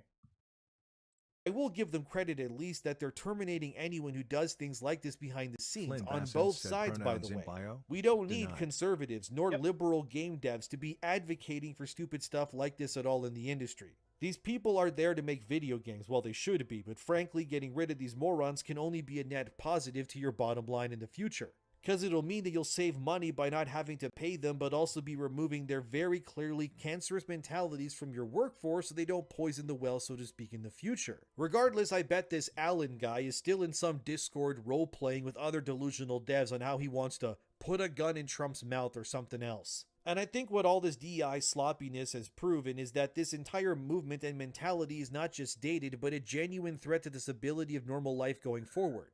It is just as damaging and cancerous as any other radical movement or belief system, and of course, the very people who advocate for it will never not agree because they've been successfully brainwashed by it already. Like, just look here how ABK tweets about Alan. Why the hell would Activision employees need to arm themselves with guns at work? You really think that some gamer who thinks that Call of Duty Black Ops 6 is bad or something is going to raid Activision because you nerfed the AK-47 in game or something? Come on, guys, this is delusional. These people genuinely think that they're freedom fighters or something when they're just activists who watch way too much Hassan Piker instead. If you're not there to make video games, just get out of the industry. Go work somewhere else because you're clearly not there to make games in the first place. All of this stupid performative activism needs to stop, and not just games, but everything. I couldn't watch the Oscars either, because you would just have all these out-of-touch millionaires who would get on stage and start saying how ordinary people are wrong and their politics are always right. And even in games, look at Halo recently. They got flack for their Women's Day armor sets. Why are these even in the game in the first place? First of all, they look ridiculous. It's funny because you can't even tell who's in the armor. I don't even think they changed the... I don't know if they changed the armor look for the gender on Halo. No, they did before, back in Halo Reach and up, but I don't know if they still let you do that. And even when they let you do it, you can't really tell half the time when you're fighting and running around. Everyone looks kind of the same. You only can tell the difference when you like stand still and actually look. But most cases, you can't even see the difference. So I don't see the point. Ridiculous and awful. They even did an African armor set, yet you may be wondering, well, where's the white culture armor sets? Maybe a Serbian flag armor set. Denmark? What about an American flag one? Nah, those are problematic, so they won't be there, of course. But I wouldn't be surprised if Halo unironically added a Ukrainian armor set with a Zelensky custom banner for your profile, so you can really just own the chuds by showing everyone how much of a stupid sheep you really are, both in real life and in game. Frankly, these billions of dollars that are being lost pushing this sort of stuff has just kind of ruined everything. People like that Alan Judge or these stupid Halo skins, none of this would exist in video games had these bigger companies not pushed for DEI into literally everything. Diversity can be done well in a video game, but unfortunately when it comes to the Western way of doing these things, it can only be implemented in a ham-fisted and oftentimes completely ridiculous manner. Can they fix Halo? Can they make the story good? Can the new Call of Duty not be a slop fest that's full of online cheaters and bugs? Sorry, but the best they can do is just add trans flags for your profile, but don't you dare ask for anything conservative in your game where you shoot guns and work for the military-industrial complex, you bigot. And to the absolute shock of literally nobody, the layoffs that have hit the games industry have been affecting women the most, as this post from thegamer.com confirms here. 32% of layoffs were women only in the industry, a shocker to anyone who hasn't played a new video game in the past 10 years. What a coincidence that these mass layoffs come in the wake of every franchise and game you love being ruined in either significant or small but still equally annoying ways in the same time period. And we're supposed to feel bad about this. How exactly? Even GameIndustry.biz had their article where they stated 1/3 of all game developers were affected by layoffs, except we know that they're really saying is Western devs, not really the Asian ones. It's not surprising when you have people in Discord chats telling their game dev friends to arm themselves instead of focusing on making cool games, or getting let go at exponentially faster rates these days. And the funniest part, the people who are telling other people to go up in arms are usually not even fit. People are fit enough or Morganar said coordinated about to crash out on the Stogapi. Or isn't coordinated enough to even hold a gun, much less shoot one. So, like, look at the activism. Said I've been shiny hunting this stupid egg for 3 years. Like, look at the activism that's been going on in those colleges. Most of those people are out of shape and don't know how to fight. And much of them don't want to get into a fight or been in a fight, but they'll teach themselves like self-defense in front of the very police that are trying to fight. And I can already hear someone saying, what will the West do when all the devs are gone that do this stuff? Will there be a labor shortage there or something? But here's the thing. The Asian side of the equation has been carrying the game industry on their backs for a while now. It's very obvious that the game industry at large can exist and operate without a strong Western presence within it. So what I think will happen in the East will keep getting stronger in the future. Their games will continue to dominate like Monster Hunter Wilds has, obviously. Until eventually, maybe the West doubles down and reorganizes itself into being a space where video games and fun come first instead of activism. It's not like they're getting much funding anyway. Well, some of that is coming back unfortunately though. I reported a while back on how the whole US aid thing was paid by American taxpayer dollars, which was responsible for paying the bills for a lot of these companies, websites, and so on that pushed all the slop. That all got frozen by Trump's administration. He actually recently even said publicly that Andy vote J is says, no longer yo. allowed in America. Here's that clip, by the way. Please watch this. We've ended the tyranny of so-called diversity, What the hell is equity, that? and inclusion policies all across the entire federal government and indeed the private sector and our military.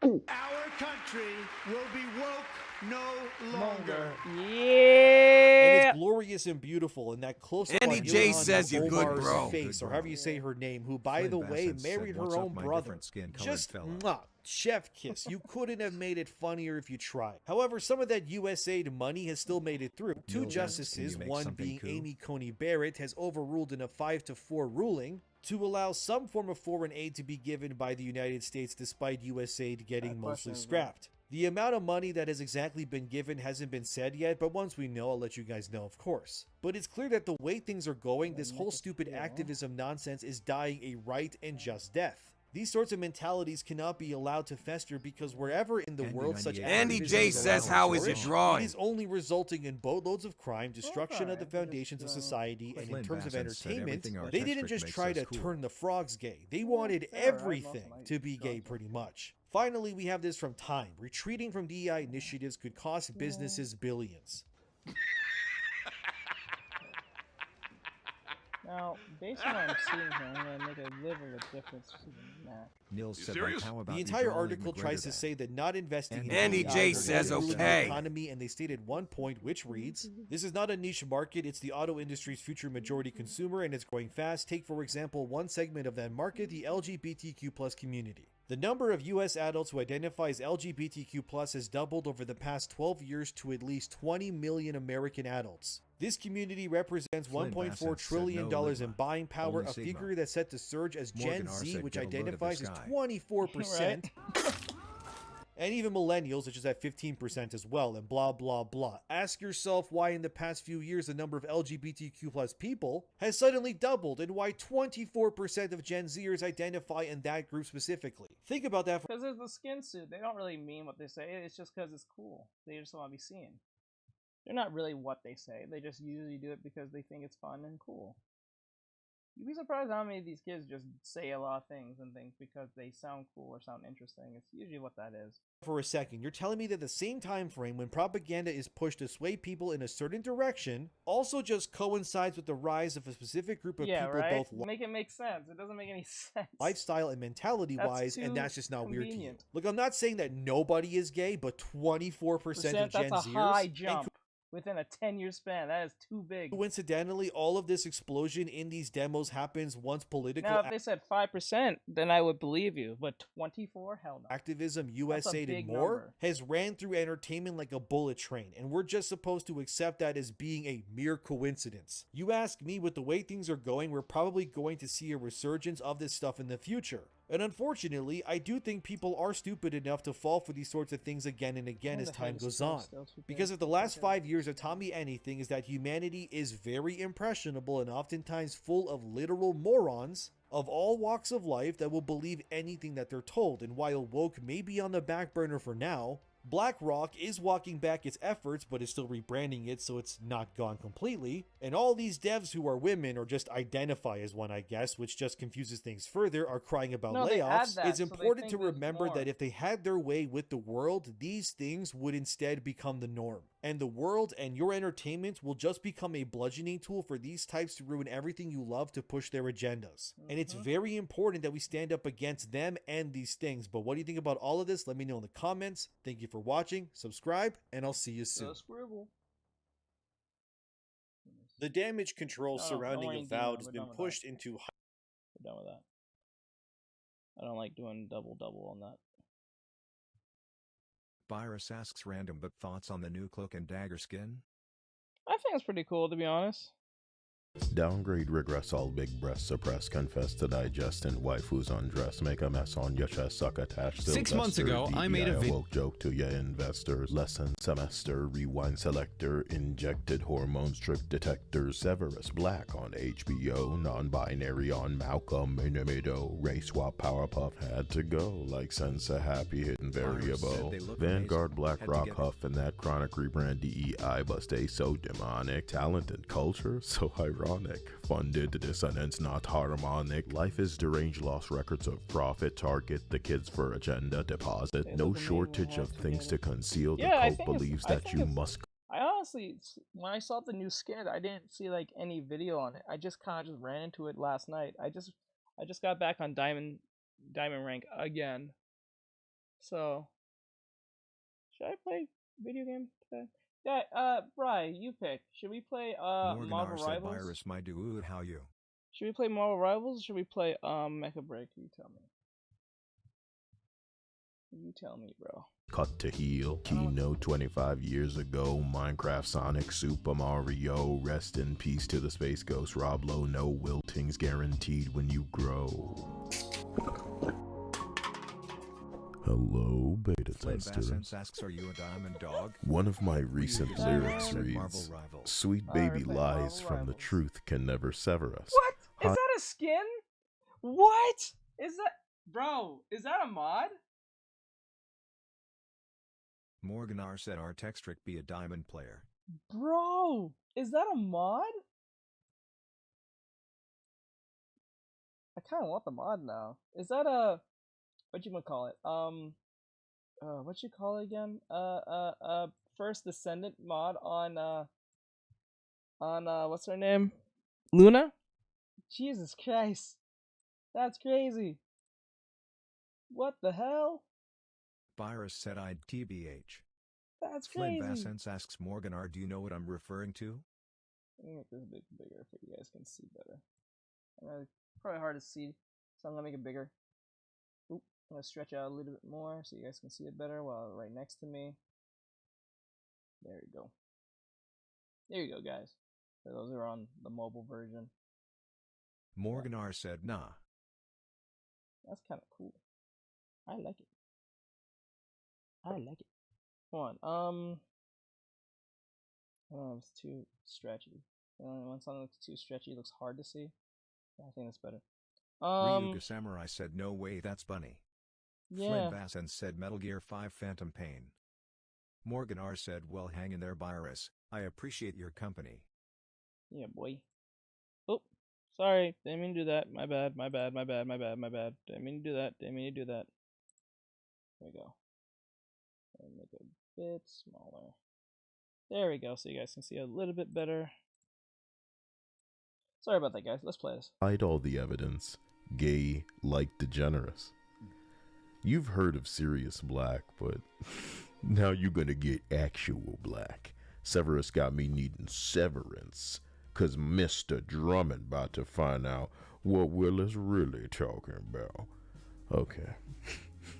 Mudbloods. My name is Kyle. Like, comment, subscribe, and join if you realize that I'm hated enough to get people to change things out of spite.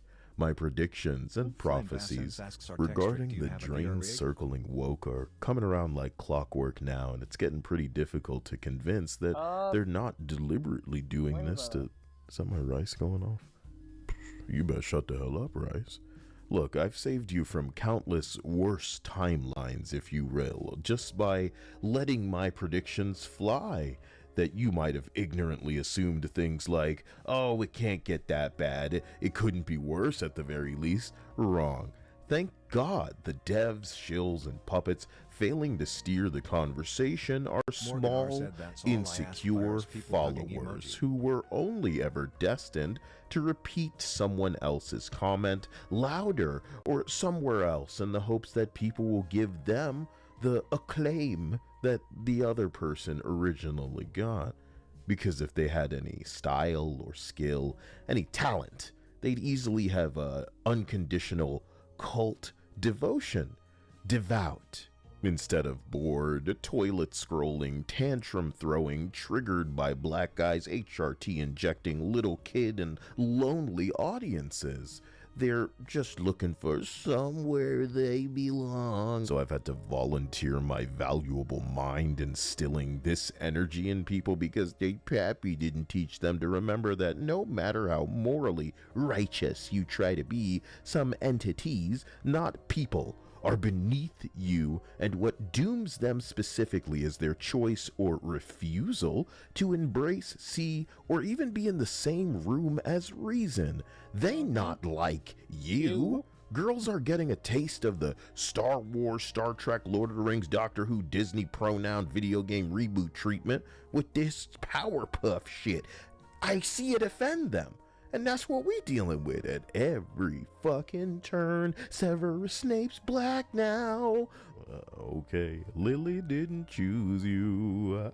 Dark art, sallow skin too. Mel Gibson is Martin Luther King. J.D. Vance is the Black Panther. Bombay. Thomas the Tank Engine's new friend is homeless Kenyan train developed after advice from the United Nations. So the WEF had something to say you. Wait, go back. Ryuga Samurai said Lamau. Bro, is that real? Hold up. Let me go back. Friend, Thomas the Tank Engine new friend is homeless. Homeless Kenyan train developed after advice from the United Flynn Nations. Vassence said to Black Banta. Wait. Holy shit, the train is African and it's homeless? Are those African colors? How can a train be homeless? Byrus said, chat, is this brain rot? What the fuck is this? Byrus said, is this millennial brain rot? I don't know. Bro, how can a train be homeless? It's on the tracks. It's a train. Just like Thomas did. What? Is homeless Kenyan train developed after advice from the United Nations? Oh, the WEF had something to say and you thought it'd be a good idea to include it? How do you think I feel trying to hold my tongue and deprive these flickers of the oxygen they require to continue their human impression on visible strings? Hate is so much more than these saboteurs deserve, but the fascination inspiring. It doesn't have a station? Mono said they leave in garages so garageless. Garageless? Oh yeah, they do kind of like sit in this weird garage station. I guess you could write. I guess, but like, it has to lead to somewhere, right? Or the tracks. They have no room for him to be like he's a Morgan train. said, I think I can Kenyan homeless train. Nah, I know it's can't. That's crazy. Hey, Ariane? I think I'm saying your name wrong. My education of their behavior is a lesson I'll give to anyone for free to prevent the pussification of this poison in power in any near future. In gaming, it's at its most pathetic. The loudest and most irrelevant Christians tricked by their audience into believing they're charming or insightful are desperately spreading cheeks to convince you how good the game is when they'll be giving it away in the blink of an eye. They don't decide what good is. No, I would understand if the train was abandoned and it was off the tracks, right? Like a junkyard for trains or something. Flynn Vassence said pussification. I can understand that, but when the motherfucker looks perfectly fine, much less... You know what I'm saying? It doesn't make any sense. Or what works, you do. That's where their desperation comes from, the please talk to me energy, and hope you'll engage with their deliberate misinterpretations. With every passing minute, they grow more and more aware that what they think doesn't fucking matter. And not just where it counts, but everywhere and to everyone. Everyone is just about done humoring these entities. You, beta tester, will be shown how harsh the truth slices by their reaction alone. A knee-jerk reaction they couldn't stop if they wanted to. We didn't break into their escapes and code everything in Mr. Hanky streaks. I may be the world's most humble man, but even I can't help be strangely aroused by how triggered I can make some of these people I've never even spoken of. But seeing this behavior out of people who are not Reddit moderators, taking themselves real serious because, you know, gamer, get the fuck, you hall monitor ass mother, the quadruple A and NFT game publisher Ubisoft is embarrassing himself in ways that'll telegraph just how far other studios are willing to make some damn money. Thousands of dollars will be scammed out of people that are eager to get an early copy of GTA 6. And the truth of the matter is, as I said years ago now, GTA can charge whatever it wants for its premium, plus, deluxe, ultra, early access, special edition, and people will pay it. Too many studio layoffs, closures, cancellations, and delays for me to count, but not at studios like Shift Up and games that we play, because they're giving people raises and buying everybody PlayStations and PlayStation Pros. You know, it's just success when you're catering and listening instead of arguing with the people who give you money. Recently, Rockstar tweeted because musician Roy Ayers died, and they had him in as a host in GTA 4's Fusion FM radio station. Rob Lowe, the voice of Space Ghost, also recently passed, and for anyone like me, Space Ghost was terrifyingly influential on much of what blossomed into Adult Swim. Did you see Craig McCracken specifically request OG Bubbles bust a new school bubble shit up?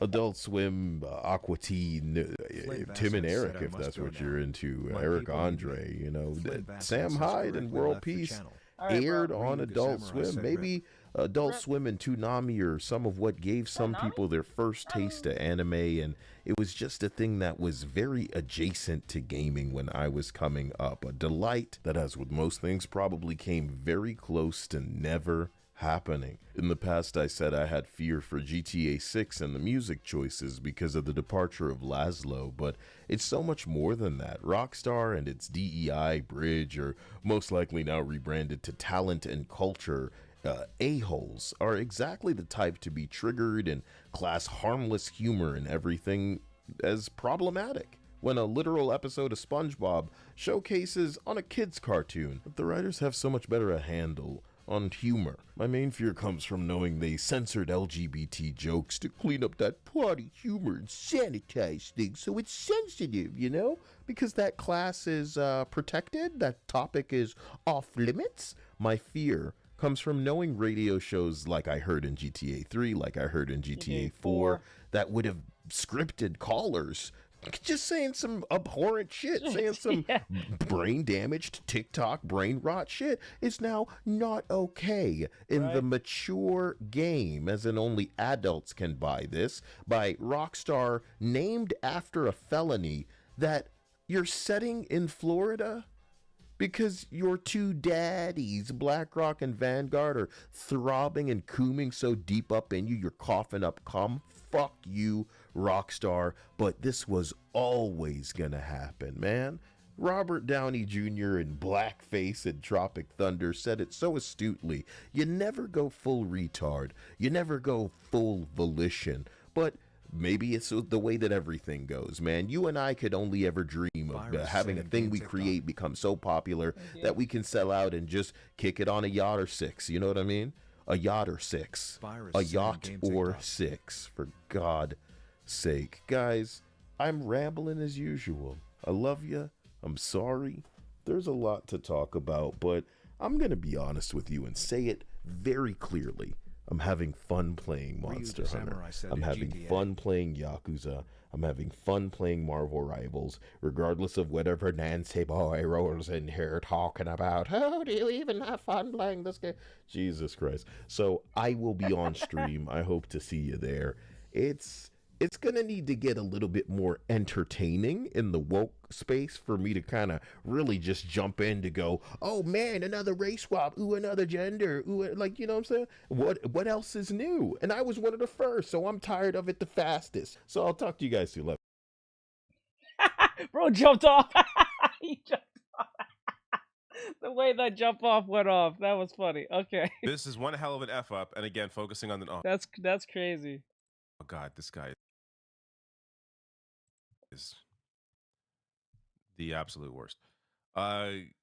Concord is the breaking point with dire player numbers already. We're already into it. How does the thing play? Concord beta fails horribly. Again, focusing on the goddamn Steam numbers. Like, these losers. It's unbelievable. I want this game to succeed because I am enjoying the hell out of it. He's a bitch. I'm sorry. 193.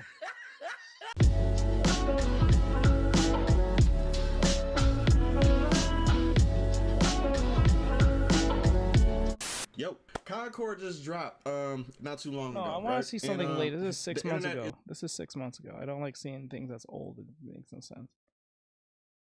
There you go.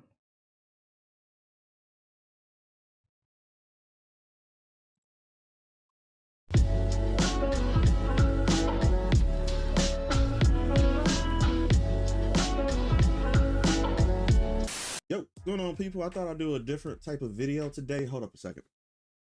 Okay, listen.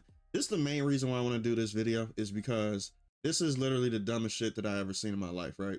So because I get this comment I don't know how this started happening. I've been getting this a lot lately, and I don't know why. It takes 2 seconds to look my name up to know that I do this shit behind it, you know, whatever. The internet is stupid, but yeah, I guess I'm gonna do this video specifically because I want to talk about, there's something in particular that I kind of want to touch base on, and I kind of want to do a video on to talk about. This whole back and forth about, you know, the West making shitty, ugly ass characters compared to, you know, the East making good looking characters, and it's like this night and day, right? So we all know this, but we don't know how the East is actually doing it in such a subtle way. And it's very easy how they do it. Well, it's just normal shit that we learned back in art school. It's not something that they're doing different. It's what the West is doing intentionally, because they're breaking away from the ways that we learned art back in the day. Because I'm a 90s baby, right? So I went to school for this stuff. I actually sat in classrooms, learned about anatomy, watched naked people sit on a podium and shit like that, and then just start to draw, you know, to copy that. I did that for probably a year and a half. And then before that in high school, I went to an art school for high school as well. So I studied anatomy there. I did a whole bunch of stuff. I had a lot of teachers. And then even before that, I had teachers who was teaching me art and stuff like that too. So I've been doing this for a long time, and I've been self-taught myself to where I went off my own beaten path, and I'm like, you know, I want to take what I learned and basically implement it into a style of my own. As y'all can tell, I'm very sick right now. My voice sounds raspy, and I got all this bullshit in my throat. Oh, Jesus Christ, that didn't sound right at all. Pause. Neither here or there. As you can see, I got Marvel Rivals up right now. I think Marvel Rivals is the gold standard on how to do subtle, sexy female characters. And what I mean by subtle, I don't mean Stella Blade sexy.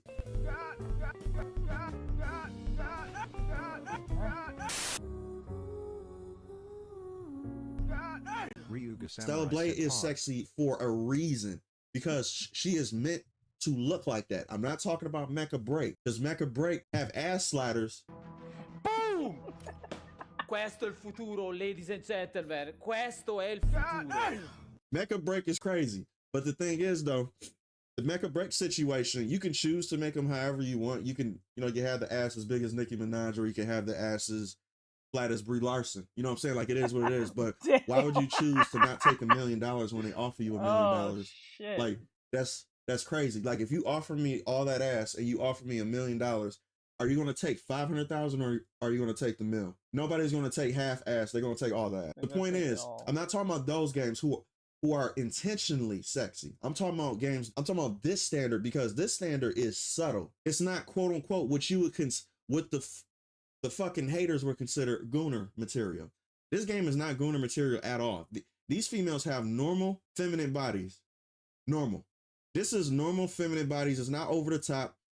Yes, she got that. How many times have you seen this in person? If you haven't seen this in person in real life, then you need to go outside a little bit more and actually just be around people. Go to the gym, go to your local grocery. BBLs, like the most average woman. I remember back in the early 2000s, if a woman got like a BBL or some type of form of butt lift, they had millions of dollars, and there was some type of celebrity or something to that degree, or they was really well off.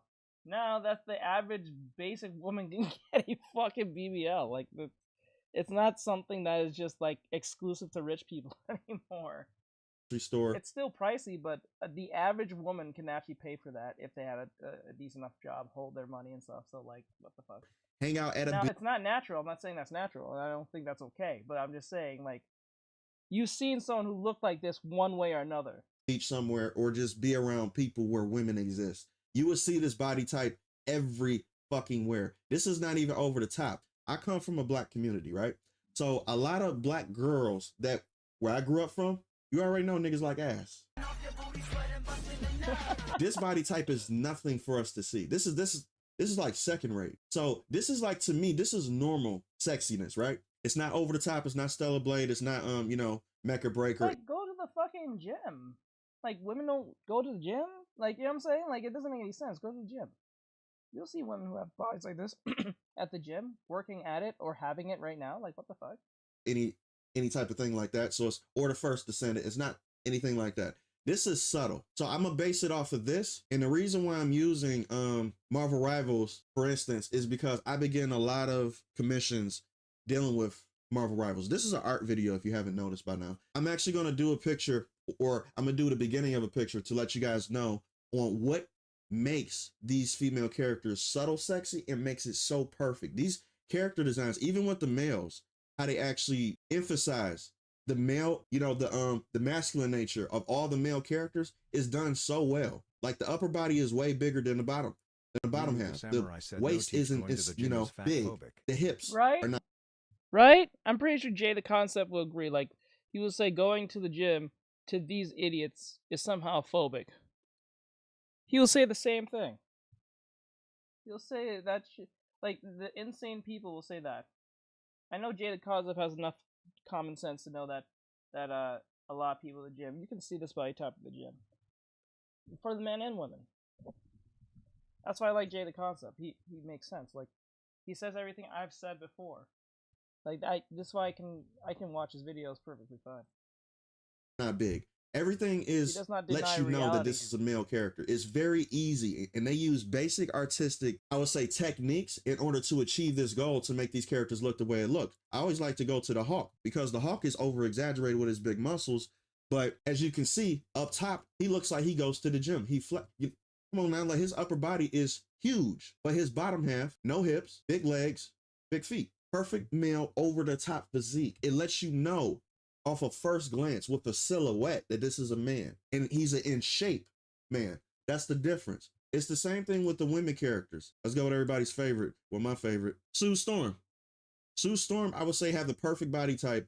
Hers is a little bit the same as I would say Cloak and Dagger's a little bit too. Oh yeah, they have different. No, I think out of the two bodies, might be weird to say, but I believe Cloak has a better body than Invisible Woman. Now, I'm not saying she's ugly. I'm not saying she has a bad body. I'm not saying that. But if I had to pick between the two, I think I would pick probably Cloak. Body-wise and face-wise, I probably might pick Sue Storm. I don't really like Cloak's face to a degree. I'm not saying she's ugly. I'm just saying I just feel like that Invisible Woman's better looking in the face. But I think Cloak has a better body than Invisible Woman. Not saying that they're bad. It's just that more emphasized body, I guess, in physique. So, female body types in this game too. A lot of games don't do this. The First Descendant don't do this at all. The First Descendant will have smaller chests. They will have smaller hips for certain characters. But for overall, the First Descendant have the same base female model. In this game, they do not. They have different types of female body types for this game, and it actually is perfect. This game is subtle sexiness. You will see this anywhere. If you go to the gym, if you go to just outside walking. You said it. If you go to the gym, I see what I'm talking about? You'll see a woman that actually looks like this. This is not over the top. It's not like super, not. I would say like in your face type shit. This is normal. I actually like to use in your face type character is like very over the top anime bodies from like ecchi times, like I don't know, like I guess you can use something like what's that one anime with the girl? Oh fuck, Tenjo Tige. For those who've seen that before, if you've seen Tenjo Tige in like the mid 2000s, you know what I'm talking about. Baku Henry said Way Cloak has a better body than Invisible Girl. Yes, I believe so. I believe that Cloak has a better body than Invisible Girl. I just think Invisible Girl has a better face than Cloak, in my opinion. Use this game as a base model on how to achieve drawing sexiness for subtle sexiness. Yeah, there we go. If you look at the characters in that, Baku Henry asks, you mean Dagger? Oh, you got me. It's Dagger. It's my bad. Pause. Pause! Hard pause! You got. I was like, wait, what? I was like, wait. Oh man, you got me there. Okay, I admit defeat on that one. I said the wrong. Like, you know what I'm talking about. Lol. When I say Cloak, I was because you said Cloak and Dagger. I keep forgetting that I refer to it just as Cloak. Don't say the full thing. Ryuga Samurai said up. Oh shit! You guys out here got me saying this crazy shit. Thank you, Henry. I appreciate you, bro. Bri, I'm looking at you, bro. Holy shit, that's crazy. I'm just kidding. for like a woman. So I've been getting hit up a lot about actually drawing these characters. As you can see, they recently had me commissioned to do Storm. I did Invisible Woman, and I did Squirrel Girl. So since I did this and I had a ton of Marvel Rival streams, people have been hitting me up for one character in specific. It's a character I don't really play as much, but I know how popular she is.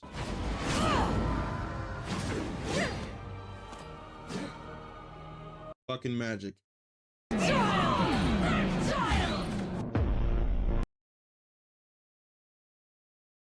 All right, pause. What the fuck? It just paused. What the hell? Oh wait, it just okay. Magic has been the main person that people have been trying to get me to draw for the longest, and I'm actually going to do it on this video right now. I'm going to show you guys a couple different techniques on how to get the look and aesthetic that make people, I would say, quote unquote, goon over this character so much, right? Because she's not over the top. She doesn't have accentuated, you know, features. Her chest isn't that huge. Trump, I tell you, Magic is a hell to deal with in the backline. I play mainly support, but like, Jesus Christ, I play Rocket, Cloak, and Dagger, fucking Invisible Woman, and I never play Loki. I never tried playing Loki, but I played Luna, and what's the other one? I'm thinking of someone else, but I can't think of it. I played a bit of Adam and Mantis, but my top 3 or 4 people is Rocket, Invisible Woman, Cloak and Dagger, and I guess the last one, the 4th one, will be Luna. It's my last resort. I don't really like using her because, like, I don't know, I just don't like using her. It's just me, though. But huge. She doesn't have a, you know, a super huge ass. She's very subtle, but what makes people draw to this is for very subtle reasons. And that's why I said Marvel Rivals is the good midpoint on how to get female characters to look like actual women from their features. Number one, how she stands. She stands like a woman. Her legs aren't, you know, I would say like this. Look at her body type compared to his body type over here. That is literally plank. She looks like a goddamn woman. So let me put it like this. Her hips all the way down here, she has that hourglass feature still. Even though it's not over the top, she still has an hourglass type of feature. And plus her legs are spread apart. It makes it look like an hourglass. So automatically for you looking as a person who finds things aesthetically pleasing, right? We don't have to even engage with thought to know that her figure is aesthetically pleasing. It's just like looking at, you know, like a new car or something like that. If you look at a car that looks good, it looks sleek, it looks, you know, the color is nice. Off a first glance, you're just going to just look at it. It hasn't registered yet that you think it looks good, but your brain is telling you this is interesting. So you just keep looking at it. You probably double take. If you double take with anything, that's how you know your brain finds it interesting. And when you fixate it on something, but you can't figure out what it is, that means you're interested in something, whether it's good or bad. But most times when you want to stay looking at it, that's how you know it's good. And a lot of people, because I'm getting blown up about this anyway, finds Magic appealing. And for very specific reasons. I'm going to tell you why. But I'm actually going to do her as my next project too, because I've been getting blown up like crazy. So finally, yeah, I'm going to do Magic right now. I'm going to do Magic, but I'm going to show you guys how to capture the female essence on keeping it sexy and appealing at the same time. It's very simple to do this stuff though. You don't have to go over the top with this either. But of course, for me, since it fits my art style, I am going to enhance it a little bit. I'm not talking about enhancing her assets. I'm talking about enhancing her figure. So first things first, let's get going.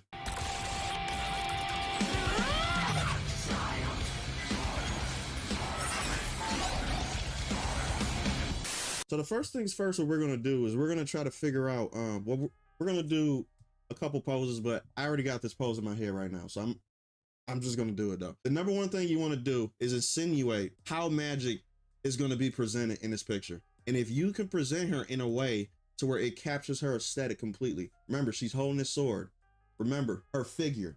You got to remember what makes Magic Magic, because you have to respect, because remember, I made a video before talking about respecting fan art. If you're doing fan art of a character, you have to keep the heart and soul of the character. What did I say?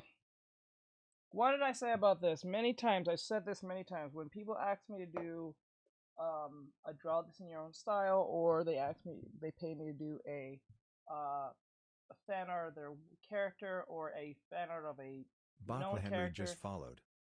Just followed. I make it my mission not to change mostly anything, if ever rarely, very rare. If I change anything, it'd be like one or two things that are usually small, but that's very rare. I don't like changing the character if I'm doing a fan art, if I don't have to. But when I'm doing a redesign, that's a little bit of a difference. If I'm doing a redesign, I try to keep the essence of the character intact. I don't like making big changes. I will just probably simplify and then add a few and subtle complex things. Little accents here and there, but nothing too crazy. So Jay is on the right path. I keep telling you guys this, when I teach you guys this, keep the essence of the character. Do not add a bunch of crazy things on a character. You don't have to take away, but if it has no real significance as in function of what they do, like a sword or a robot arm or something that appeals to the character, therefore don't add it if it's not necessary. Keep the important elements of the character in check, but don't try to add things that is not needed. If you think it's going to make them interesting, make sense why it makes it interesting. So like if I'm doing this drawing here, I'm doing a drawing here of Marceline. I'm doing a redrawing of Marceline in my own style based on this. I don't know if this is an AI or someone actually drew this. I believe this is someone drew this the way it looks, the like artistically how it looks. I know some of you can't see it. I know on TikTok you can see it. I know on YouTube you can't see it, but I'm holding it in my hand and I'm doing it as I'm going, as I'm watching Jada Concept. You guys can probably see on the screen, but you can't see in my hand because I'm holding the phone. But I'm not trying to make crazy changes. The only change I only made is put the hair over the eyes. It's not supposed to be Marceline per se. I'm just taking the pose and then adding some elements here and there or taking away. That's it. But I'm not putting anything insane. I'm not making it drastically crazy or different because it's just for practice. But I'm not doing this as a full-fledged drawing. I might post this on Buy Me a Coffee as a form of lesson or something. But like, yeah. So like, I try to keep everything intact, and I try not to make too many crazy changes, and keep it as close to what I see it to be. That's just how I work. So I have to know what makes magic, right? So I have to know her movements. I have to know how she will look, and I got a pose that I think would capture. Oh, and another thing, posing is a big thing too. Virus so like, said Morgan valid. If you're drawing a character, say for instance you're doing a fan art of a character, right? And you're doing a pose, and they have a personality that is very obvious. You don't put a person who is very like conservative, very shy, very, not really outgoing, more inwards, to be doing anything that'll be more outwardly or extrovert. You keep them in that introvert like pose. So if I draw a character that's really shy, I will put them more in a shy pose, like hiding behind a pole, or looking at someone that they like, or have them more withdrawn to who they are. Virus said or the something pose like has that. got to scream the character. So like, it has to have that essence of the personality within the character themselves. Now, if it's like someone who's very extroverted, very loud, very in your face, like say Bakugo, I won't put him in a conservative pose. I'll put him something more in your face, fuck you type stuff, like him throwing a middle finger and he's like really near to the camera, he don't give a shit type stuff, to like someone who's more more drawn in and more, conservative in their movements, like someone who's really shy. I would not put like the character from Black Clover, I forgot her name, I forgot her name, but the one has green hair. She's very shy. She's very scared of everything. She doesn't like to be in the spotlight. I won't put her in a spotlighty like pose, right? So that's one thing you need to keep in mind. Just don't put them in a random pose. Make sense of the character, So yeah. Her in her best light possible. So let's get started. There's a couple things I want to do, but we're just going to start off with just a figure.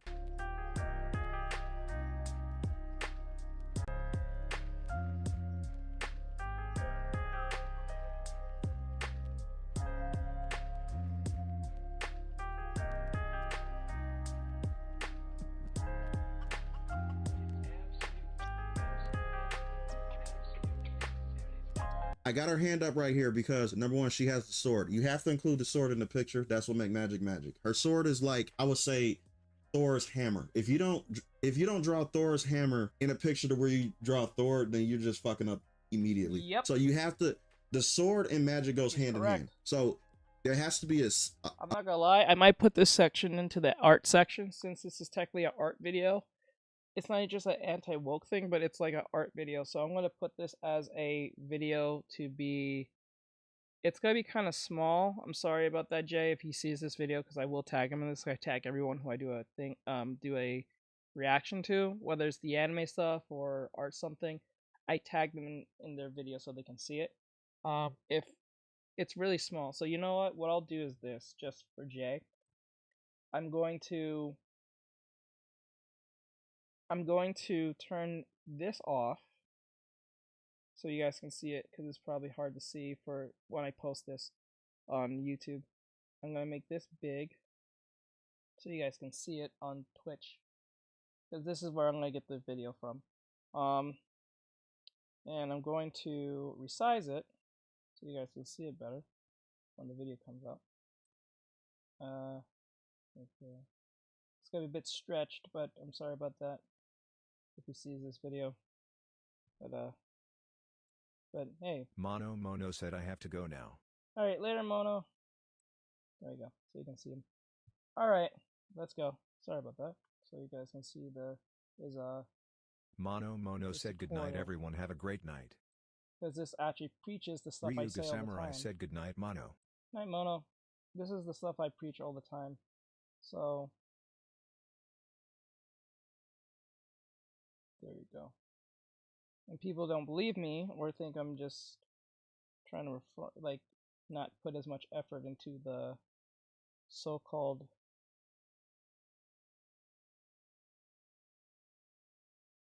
work I'm trying to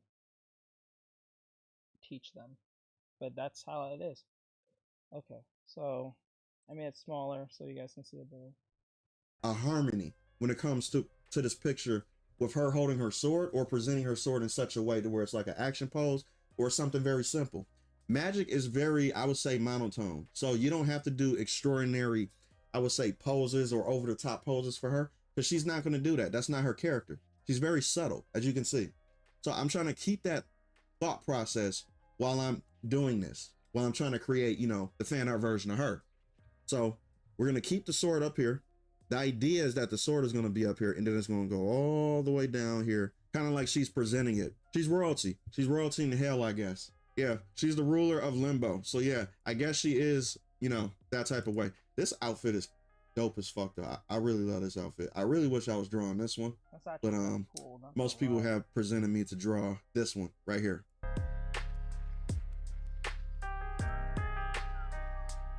Remember, this is just the base. This is just trying to get us to see where everything goes first. So this doesn't have to be perfect right now. I'm just trying to figure out where everything goes as far as the anatomy. And then once I get that in, we're going to put in all the pieces when it comes to magic too. So don't worry about it. This is not going to be something quick. I'm going to do basically most of her design, but I'm not going to do all of it. I just want to show you guys how I start this off.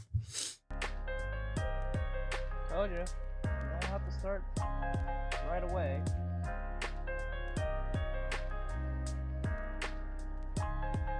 Kind of like she's royalty, because when she's royalty, you sit a certain way, you act a certain way, you present yourself a certain way. So that's why I have to insinuate with her, is because with her, she has to look like she's on top of something in general. Correct. Not wrong. And her body type, when it comes to her posture and how she poses, notice how princess characters pose a little bit differently than characters that are, I would say, tough, hard, or rough. Their poses are not going to be the same. They're going to be, more timid, closed off, everything tight, not loose and shit like that. People who are over exaggerated, they have features or poses that are more out, besides the characters that are a little bit more reserved to where everything is like inward and stuff. So for people who are, I would say, on top or run things, they have a royalty type of posture to them. And you know what I'm talking about when I say royalty. It's like they're presenting something all the time. They're posturing themselves because they have to be seen a certain type of way out of respect. And Magic definitely has that type of, you know, posture when it comes to her character.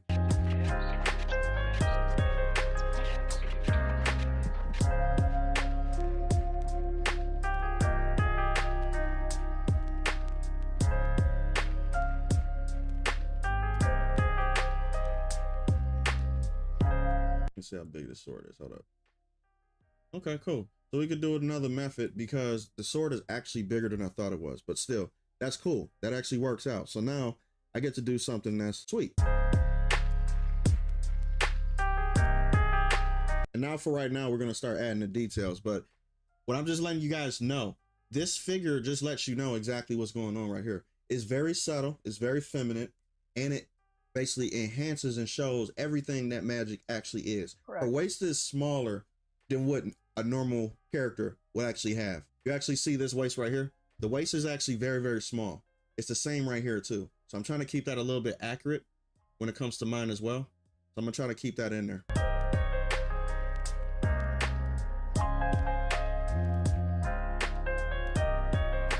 Remember, messiness is not a bad thing. Messiness just lets you know where things go. Then you can clean it up.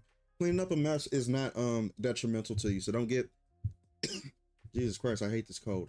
Yeah, but don't get discouraged when your shit looks messy. It's very easy to fix this. Even when you're doing it traditional, digital just makes it much easier.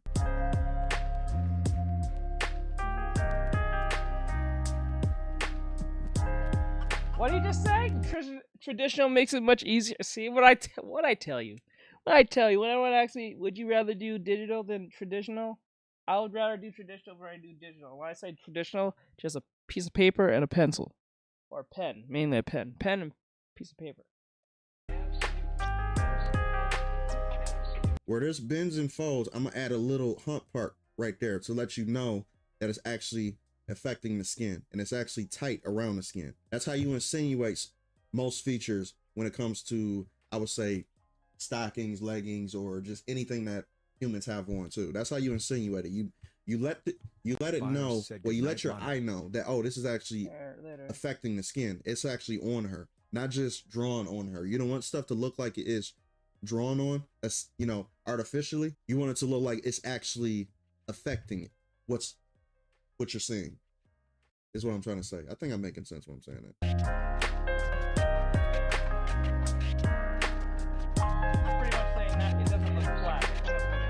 Remember, all this stuff is going to be added on later. Don't worry about how difficult it looks.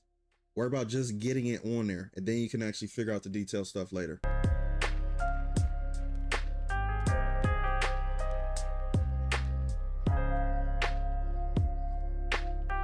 So what he's doing is using the big to small method based on mentality, work practice, and just everything. So you start big by just getting it out of the way, just drawing everything. Don't worry about detail.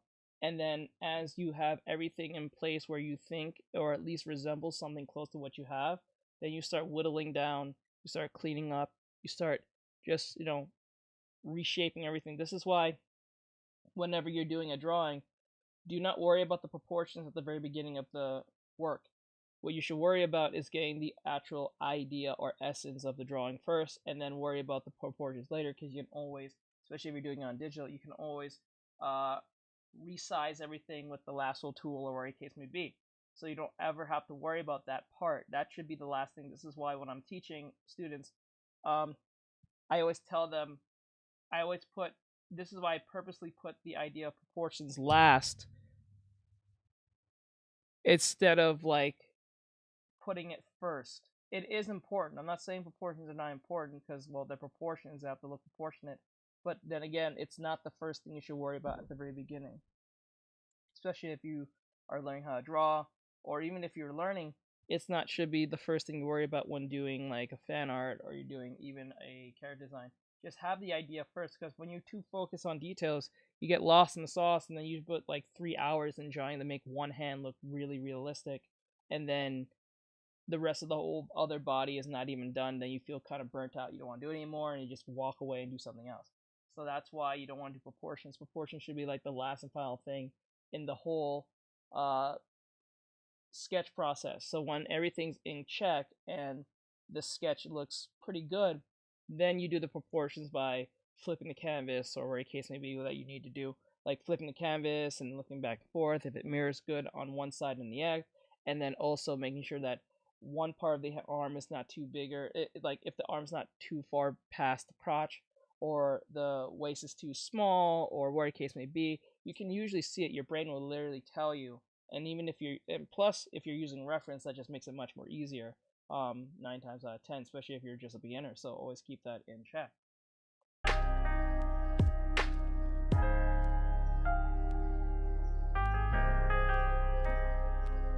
I want her to kind of look like a barbarian. And now, this is the fun part. The face. Now this part right here, I'm gonna be a little bit more talkative on, because I have to let you know how I go about doing a fan art piece's face. I mix in a little bit of my style with the style that already exists with Magic to begin with. So I'm gonna zoom in. Magic has a very Russian type of face because she is Russian. So there's that. But she also has this very stern type look. Her eyes aren't too anime-ish. They're very more sternness. So I got to keep that with her when she's looking at you. But she is going to be looking at you in this picture. But it's how she's going to be looking at you. Just like that.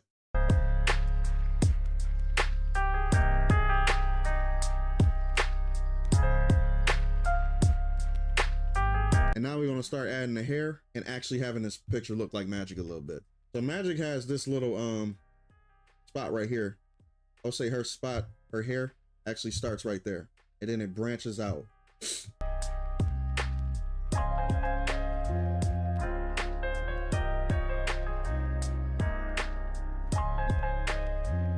This sword gonna be fun to do. I'm not gonna do the full sword on this video, but I am gonna do a little technique that I like to do to actually show the values that I use. So watch this.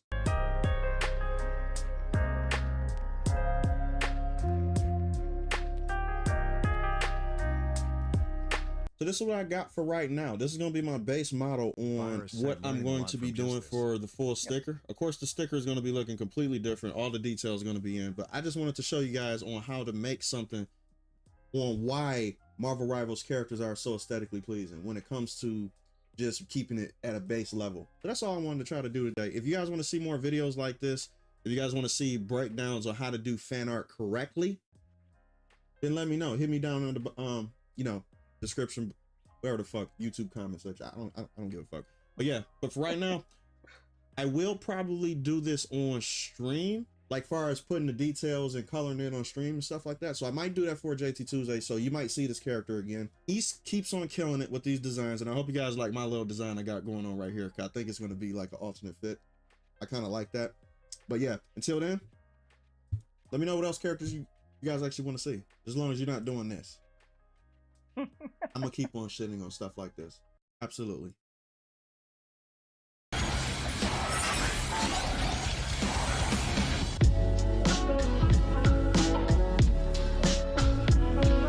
Okay. So that's pretty much that's pretty much done with that. So what should we do?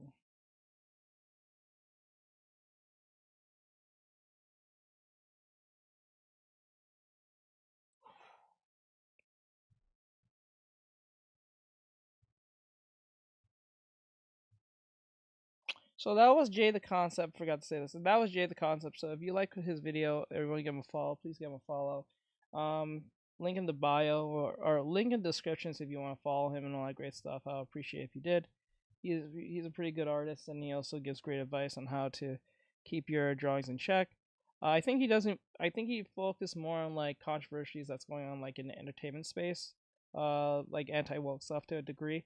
But I think he also teaches a little bit of what to look for as an artist. The Samurai said Jay the Concept. So yeah, so give him a follow to Jay the Concept. Thank you, Jay, for that video, and hope to see more videos from you. And I like your content. All right. So let me see. What should we do? I think we should jump to Marvel Rivals. I think today. Wait, before I even do that, let me stir up the pot a little bit before I go and play Marvel Rivals. I might draw something really get me in trouble, but so I'll put in some. Well, actually, you know what? As I'm doing that, let me see if I can pull in as many people in. Before I do that, let me put in sufferance. I need a manga video anyway.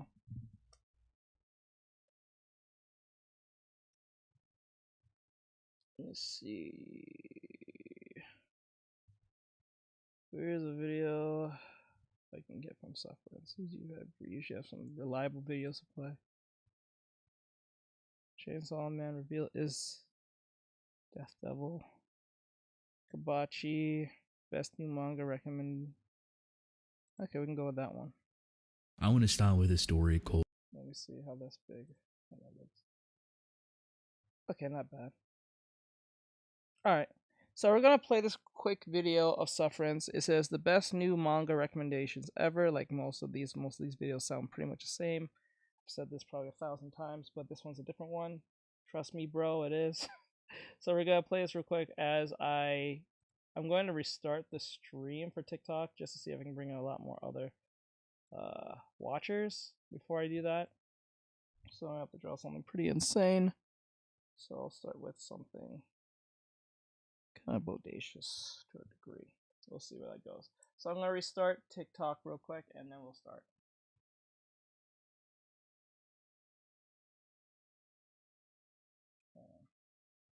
Alright, that is taken care of. Now we need to find a good enough pose. Let's go with this one. This is pretty normal. It's not too crazy. Alright, I'm gonna play this real quick. TikTok really doesn't like me anymore. Okay. So let's get this video playing.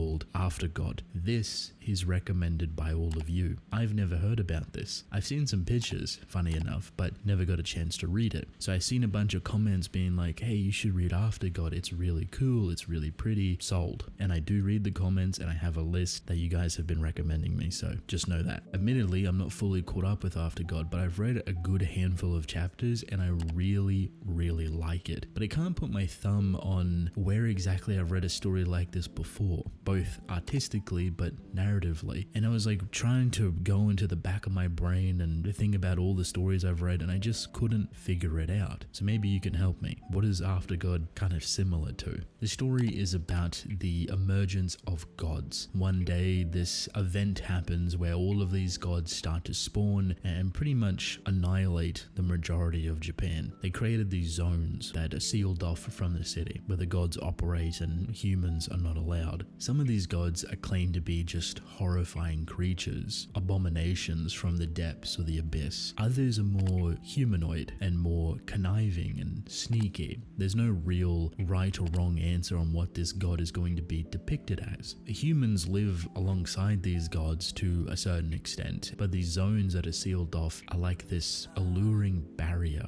for people, streamers, YouTubers, children in general, just trying to find out what this god is, being curious and getting killed in the process, turned to water. No one really knows what these gods look like or how they operate or what their purpose is until you meet the two main characters. So our first guy is a researcher for these gods and he has a bit of quirk to him, but he knows a lot about gods. He knows he wants to research them and he wants to evidently take them down. The other main character we meet is this young girl on the border of this exclusion zone, and at first our main guy thinks that she's trying to die. It's very common for people to lock eyes with the gods and get entranced and end up luring them into the zone and killed by that god, but that's not actually the case here. It turns out this girl is somewhat of a half god. We don't know why or how she was bestowed upon these powers, but she's very, very strong. She has the indicator of a god within her eyes, so she can't look at people normally. She has to constantly wear glasses. During their introduction and crossing paths, this other humanoid person comes along, someone that's an acolyte of the gods. So it's not the god itself, but someone underneath working for them, and they're bestowed with very special abilities. So it turns out these gods choose normal humans to kill and potentially digest or do whatever with, and others they can bestow godly abilities. And this woman is incredibly strong, and she has multiple arms and just a scary, horrifying individual. And after a big scuffle between everybody, they manage to escape and head back to a research facility. This is where we find out that the main girl, the hybrid god, wants to hunt down and kill these gods, and with the help of the main researcher, they just may be able to do it.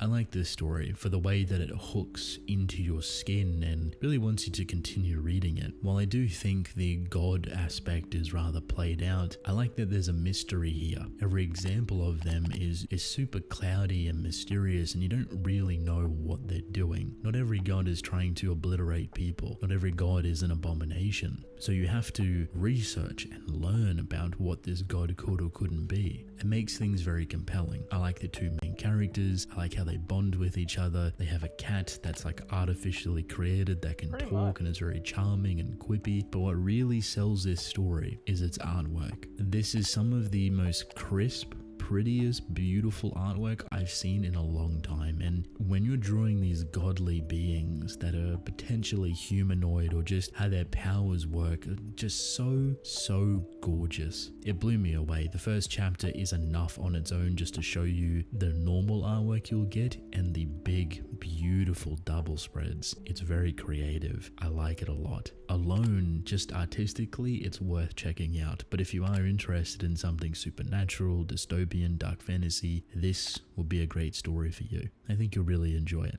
This is a manga called Bless. It might be my favorite manga I've read in a very long time. And that's saying something. I read a lot of stories, and I'm very happy with the stories that I read. This blew me away, mostly because I haven't read anything like it before. Not only is it artistically beautiful, very, very gorgeous, but the character work and their emotions and what they're trying to do is incredible. Something I haven't seen portrayed in manga this way. The story of Bless follows two main characters. One of them is a guy who is incredibly gorgeous. People view him as a supermodel, and he used to be one, but that's not really where his passion lies. He is very passionate about makeup and the art form of makeup, something that he's incredibly talented at doing, something that he loves to the core, but people have never seen him like that. They don't appreciate his talents, they think it's weird that he's interested in makeup, and they just kind of push him aside to being the pretty boy who should just model. So he feels isolated in his pursuit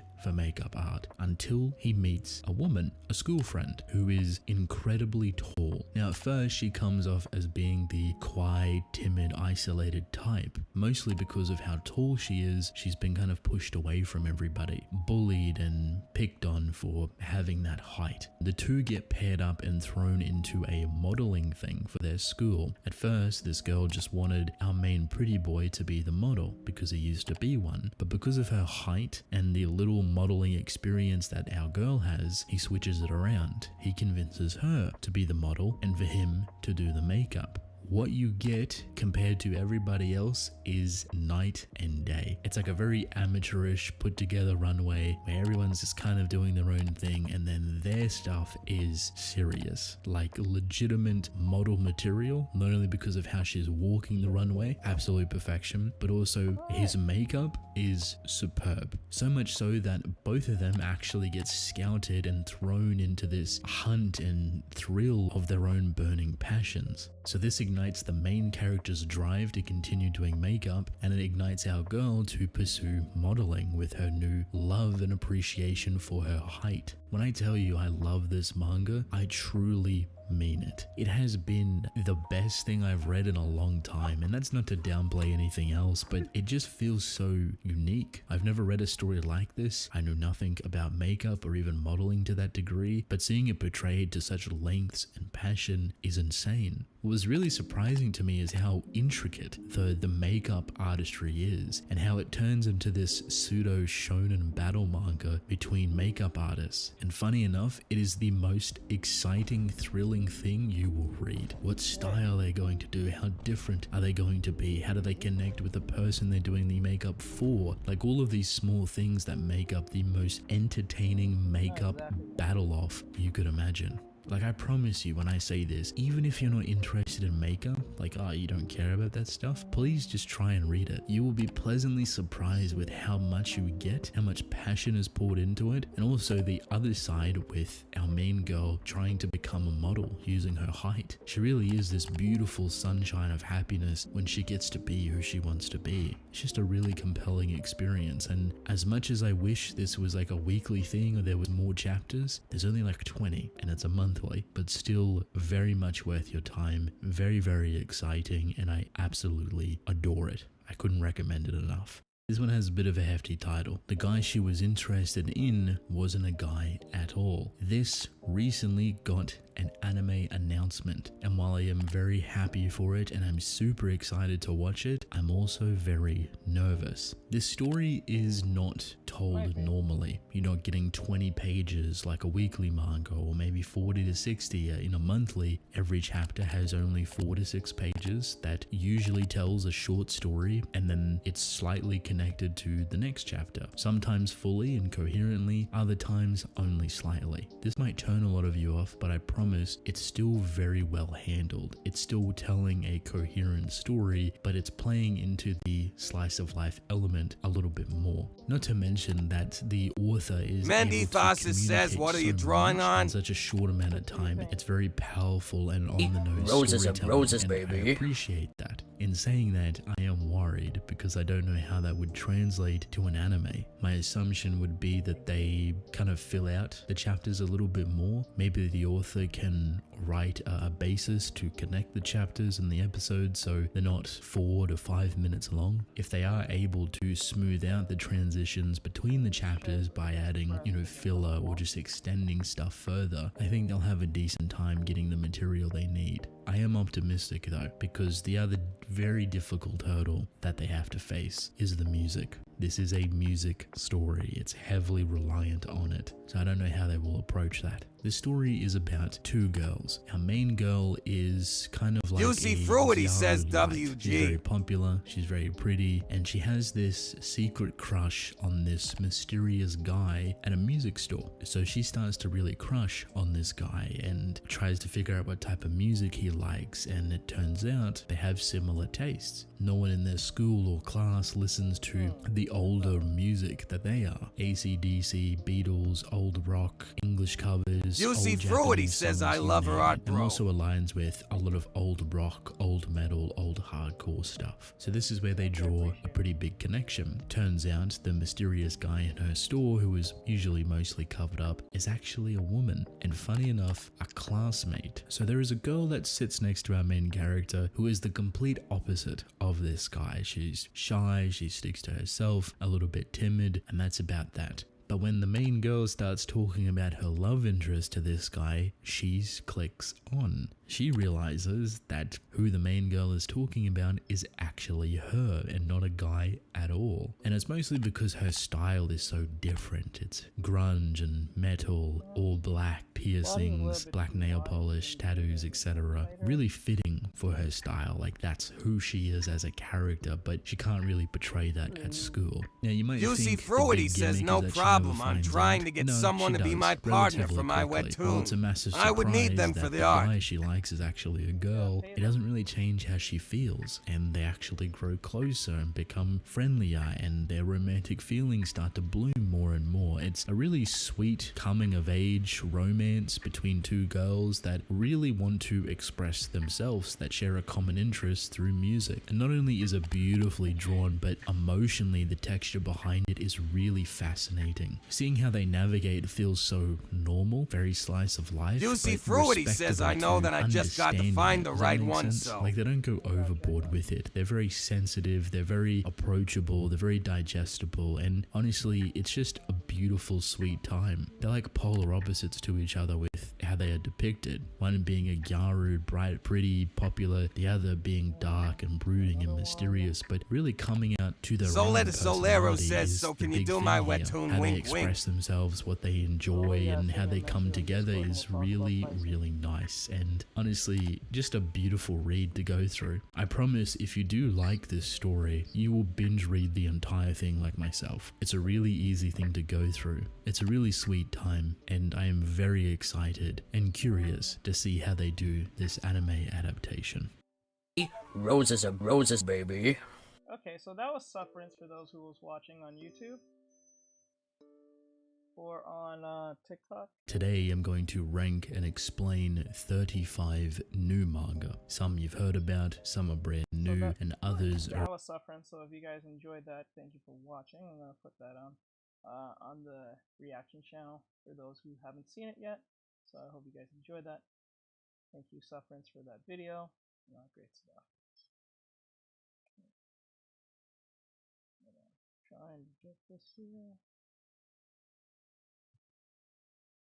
In a bit, we're gonna go play some Marvel Rivals in a bit. I just want to get this gesture drawing out of the way.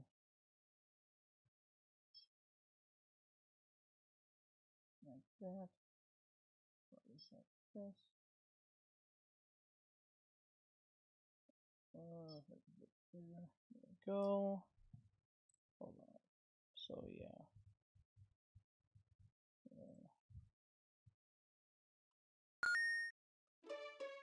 With the massive success of Solo Leveling and the jump it got again from the anime, many series have taken that road. The only issue is that many of them are bad, or at least fail to provide anything worth keeping you around after the 30 chapter mark. It also doesn't help that much like isekai and manga, blends of action, isekai, and fantasy elements have become the most oversaturated market, which makes the search for gold feel like I missed 1848.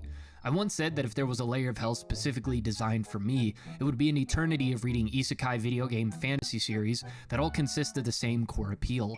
But here are some webtoon series that I think are actually worth your time. And one of my recommendations ever failed, don't answer that. Do you know what has killed humans the most? Is it the mighty lion, the venomous snake, or other humans in our countless wars throughout time? None of them. It is the mosquito, and they have been waiting. These demonic creatures have been waiting for the chance to become the apex predators of the earth. A special group is trained to gather research that can save humanity from the swarm of blood and death that has brought the proud human race to its knees. Mosquito Wars. This is done by the same artist as the boxer in Horizon, who's without a doubt one of the GOATs. Takes advantage of the vertical reading layout, leading to visuals that on their own make whatever they make memorable. If you read the boxer, you know the action is going to be top tier in every single chapter. Add on top of that a story that from the jump makes how dire the situation is clear, but the nature of the mosquitoes rather odd compared to what you would expect from the bringers of humanity's doom. It is almost impossible not to get hooked. How dire is the situation, you might ask? The total number of human survivors, 5,162. Total number of mosquitoes, 1.5 trillion. I'll get what is most likely the most popular of all the recs in this video out of the way. Omniscient Reader follows Doka Jim, who's the only fan of a web series titled 3 Ways to Survive the Apocalypse. It has over 3,000 chapters, although having only one fan after 3,000 chapters sounds like a title on a desperate manga channel. Don't forget who pays you here. It took him 10 years to complete, but that series is a prophecy of exactly how the world will end, and he knows the whole thing. On the train, the story begins to unfold in front of him as a little creature gives people a video game quest. Kill a living organism in 10 minutes. Win, you get 300 coins. Lose, and the punishment is death. The main character, due to his prior knowledge and also because he is the main character, is able to come up with a quick solution for himself and save some of the people he will need to continue and survive this apocalypse. The people he meets are characters in the story he read that he knows the ins and out of and will need to move like chess pieces in order to change the future. But not everything unfolds just as he had read, which keeps things interesting at vital points. My main concern while reading this is whether or not it would follow the trajectory many manhwa and manga of this type of genre do, unfortunately. A really strong start, and then they go full Ben Simmons. In other words, they fall off a cliff. This pleasantly wasn't the case at all with Omniscient Reader. It managed to excel on its tense start and build the mystery behind it all more and more. The main character, despite a pretty stark change in personality just within the first chapter, was also compelling, giving the moral dilemma characters that know the future fall into. Solero says thrown you've into been the plot drawing that keeps you since engaged 6. from start to finish, or well, up to the point the story is at, as you piece things together and watch how the main character deals with the objective at hand. I don't think this counts as isekai. I think the actual term is reverse isekai. But if it has a leveling up system, it sits at the dinner table. It's ongoing at 236 chapters on Webtoon, so go crazy. I have a buddy of mine who's trying to put me onto this for months, so consider this my apology for not listening. In the age of vampires, they rule supreme, crushing humanity under their boot and wiping the race from existence. Is A normal there a human reason cannot why you withstand their drew at a sheer young speed and age? power, and we as a race are running out of options. The greatest gladiator with 228 fights and 228 wins stood dying on his feet. Mo and he was brought Snoopy back to says life. that's cool. Corpse Knight Gunther. This is one of the coolest things I've had the pleasure of reading. Just look at this suit of armor. In order to ensure it stays interesting and Gunther isn't just steamrolling everything, therefore the series just lose all possible interest and stakes, he has a timer of 2 hours, and he can be active for until dying again, and then needing to be recharged via his human battery. I love the setting. Its blend of horror and action makes it a read that stands out in a niche packed with action series. I mean, let's be honest with each other. Would you rather read this series or another one with a dark-haired bowl-cut MC? The peeks we get into Gunther's past helps build the story of interest to him as a character, a lesson in slowly showing the intrigue of your series instead of giving it all away in chapter 1. Some series have great stories and others have great art, but this has both. Circles within circles within circles. An angel falls from the sky and wakes up inside of the home of Goatman, with no memory of how she got there. Hell is a fantasy series on Webtoon Canvas, following the Angel 9, and she's trying to find her way back home, with the help of Bale, a demon who was once a violent warrior. Have you For came some off reason from it at sees a no point point in in the time, endless war like that has you gone on stopped. between his people and hers. The eternal battle between angels and demons. Please give this a try. I loved how the story takes its time to introduce all of the different elements and immerse you in its vision of hell and its inhabitants. Instead of starting off with the first chapter that tells you everything with a monologue, it throws you into it and tells you to piece it together, like Nine the Angel is trying to do as well. Each chapter you read brings you closer to the answers you want, and once you get those answers, more questions replace them, making you feel like you're always learning something new about the characters, the world, and the lore. I think anyone who's a fan of hell settings or anything that has a strong world building focus like Made in Abyss would love this. What I wasn't expecting is this story to then focus on a completely different character, exploring different stories, building the world through the eyes of more than just one person. This somehow only has 124,000 reads total when it deserves so much more.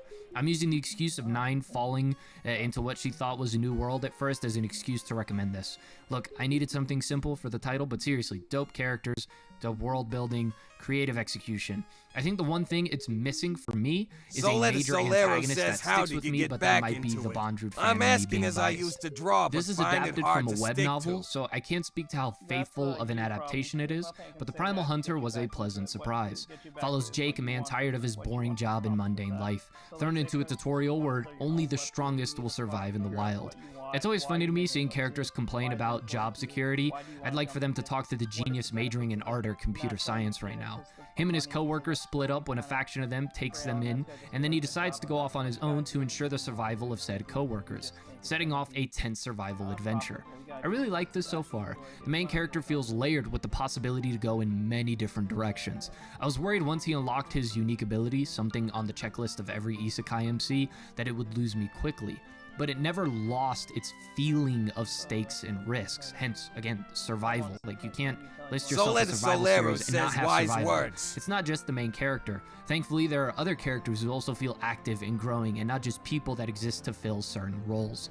The survival aspect isn't ruined every 5 seconds by cheap rehashes of comedy, taking away from any sense of danger, and it does a good job of ending off with a cliffhanger each chapter to keep momentum of the read going. It feels like the isekai elements of the premise isn't a weak pillar holding the whole thing up. It takes a backseat to the main character, one that I'm actually interested in, and where he will end up as the story goes on, along with strong moments of foreshadowing. If there are two things that do bother me at times, even though I complimented it for not having too much comedy, the dialogue. The main character will encounter beings of immense power, and they speak so casually. Imagine speaking to a being of immortality that's lived for God knows how long, and he goes, "What's up, homie?" It just takes me out of the moment a bit, and I also think the art is a bit safe. I understand it's an adaptation, so if it's being faithful, then okay, but a series with such intensity, I think having an art style that would then match said intensity and tone would be very appreciated. Despite those two complaints, I definitely think this is worth your time. Hardcore Leveling Warrior, I read a few years ago, and I felt like a refresher was in order since you always run the gamble of things being much better in your memory. It's always nice when it brings you the same excitement and awe as before. Hardcore Leveling Warrior is a lesson in why treating others nicely and not making too many enemies is vital. The main character clearly missed the memo. He is the strongest in this game world where your currency can translate into real money. But since he's unstoppable, he doesn't have to worry about paying his debts in-game. Wouldn't that be dope if you could get out of taxes by boxing an IRS agent? Brightreclose says I read this one. The time comes where he is then jumped, and a mysterious person takes everything he has, forcing him to start from the beginning. Lucky for him, someone with a lot of money needs his expertise and can help him paying off his debts, as well as there's somebody else who's like super strong and just has a crush on the person for some reason, as well as his game knowledge actually helps him survive through a lot of this stuff. Of course, the premise, the characters, and action matter, but if your series isn't depending on a super complicated plot and top-tier mystery, then please do something visually that makes it feel like I'm not reading the same thing over and over again. And Hardcore Leveling does that. I love the art and the designs, which translates into the action and expression of the characters. You don't understand how many times I've read through a manga or manhwa, and I thought, wow, this scene would be so much better if the characters would just shut the fuck up. Now, to be completely transparent, it's not as artistically ambitious as, say, Helper or Beetle Hands, which is another really underrated horror recommendation, by the way, but it's a massive step in the right direction. I also think the story did a good job of making the main character dislikable enough to make it satisfying. He got what he deserved in the beginning, but not to the point where I don't care for his growth and interaction with the other characters. It's really satisfying to see how he changes with the group that he's a part of, and I have to employ elements of strategy and not just purely overpowering everything he runs into. From isekai back to fantasy and action, I would like to present Ghoul. Why in the name of my glorious king Brock Bowers did I not hear about this? I don't know. It isn't the most obscure thing by any means, but for something this awesome in terms of art and action, I'm surprised I haven't been spam recommended in each of my videos. Best way to recommend me something, by the way. I'm not joking. The amount of videos I made because people have been recommending a series for like 100+ days. Shout out to all of you.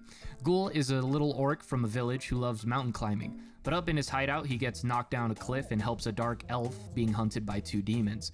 This takes them back to the village where then the 2 strongest orcs fend off the demon general and kill the vice general. And off the bat, I must say this has some of the best action I have ever seen. Impact and weight is felt with every panel, and some of the best usage of perspective I've seen in any action manhwa or manga. Ghoul has to accompany the elf back, and a larger danger is building up, potentially bringing about another war like the one that took place many years ago. Ghoul himself is full of energy and potential, but he's also incredibly dumb, which, as you can guess, gets him into a lot of unfortunate circumstances. But it keeps the series fun and entertaining during its more downtime moments. Good luck finding a more fun action series. It isn't the most complicated, it isn't the most convoluted thing ever, it's just a lot of fun, and I think you should read it. If you like Parasite the Maxim, Jigan, Kaiju number 8, and real quick, some manhwa examples, Shotgun Boy, and then Sweet Home, although that one's a bit of a stretch, then I think you will really enjoy Insector. Creatures known as insectors are terrorizing humanity, hunting and eating them, except for the black ant, the Kinslayer. An unfortunate high school student is our main character, and his body is filled to the brim with ants that escape through a hole in his neck, which he keeps covered up. In order to satiate their and his hunger, he hunts down his own kind and uses them for food instead. The ants create a suit that looks like the Black Power Ranger fused with the Berserker armor, but nonetheless. He seemingly has no moral or heroic reason at the beginning of the story, he just does this in order to survive, as if he goes too long without eating, the ants then eat him, which is an extremely painful thing to go through. This is one I plan to keep my eye on, since the growth of the main character is something I'm very interested in, as I doubt he'll stay like that for the rest of the series. Because what happens if he deals with all the insectors? What happens to him? Will he find some sort of purpose in all of this? Reasons to live and just do something beyond surviving. As as well as in answers as to Artextric. why people are turning into insectors in the first place, the mystery behind the main character, and the apex insects were set up as the big bad faction. Overall, I think this is a very easy series to get into and deserves a bit more recognition. Once again, you can find all of these on the Webtoon app, and I do think they are each worth trying. If you have any that you would like me to read, comment it down below, and consider liking and subscribing as it does a lot for the channel. This has been The Masked Man. Hope everyone has a blessed rest of the day, and peace.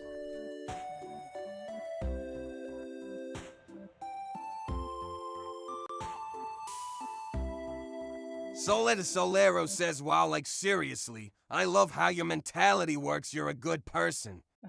I won't say I'm a good person. I just been doing this for a very long Anime time. jumping. In most anime, there's always going to be a character that gets jumped, usually the villain. But among the several anime that just has the villains getting jumped, not many does it as good as Jujutsu Kaisen. Jujutsu Kaisen took the idea of getting jumped and turned it into an art form. Never in my life have I seen somebody get jumped so masterfully, other than that one scene in JoJo where they jumped.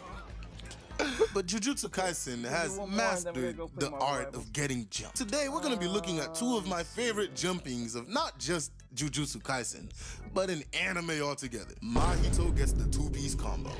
First of all, how you gonna start the fight by getting your face discombobulated, bro? This is how we knew you was already about to get boxed up, bro, because this is how the fight started, bro. The crash out says which app you use for your My art. dog's like, hey, yo, what the f?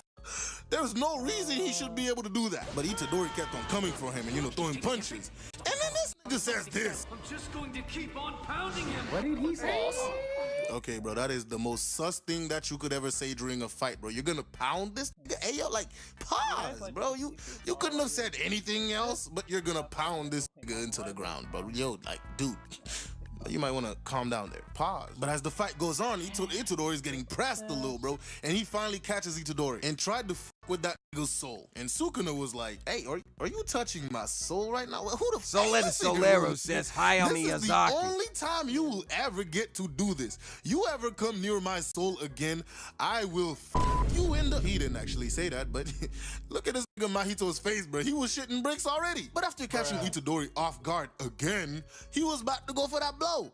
And then Nanami shows up. And this is when the jumping begins. Nanami was like, hey, yo, why is he bleeding? What happened to his face? Itadori was like, I kind of boxed him up earlier. And that bitch was like, hey, did you let him touch you? Of course, Itadori said yes. And then Nanami's like, all right, bro, listen Les here, Org dude. says So that's what a we're lot gonna of do lines is for I'm gonna stop initial him from sketch. moving.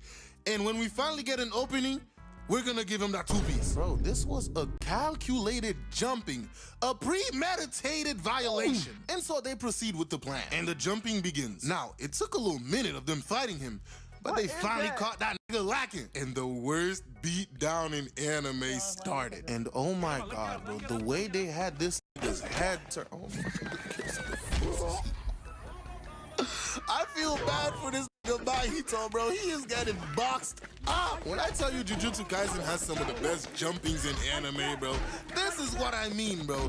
This is the definition of getting jumped. They barely gave this nigga time to even think. That nigga's throwing hits back to back until Mahito got tired of their shit and opened the fucking domain expansion. And they left Itadori's stupid ass outside because he didn't want to deal with his ass. But you know, Itadori being a little bit brain dead, he punches his way in. And that's when Sukuna comes out and was like, hey, bro, didn't I tell you there wouldn't be a second warning? Now I'm about to fuck your ass. Wait, you mean fuck my ass up, right? I'm a warrior!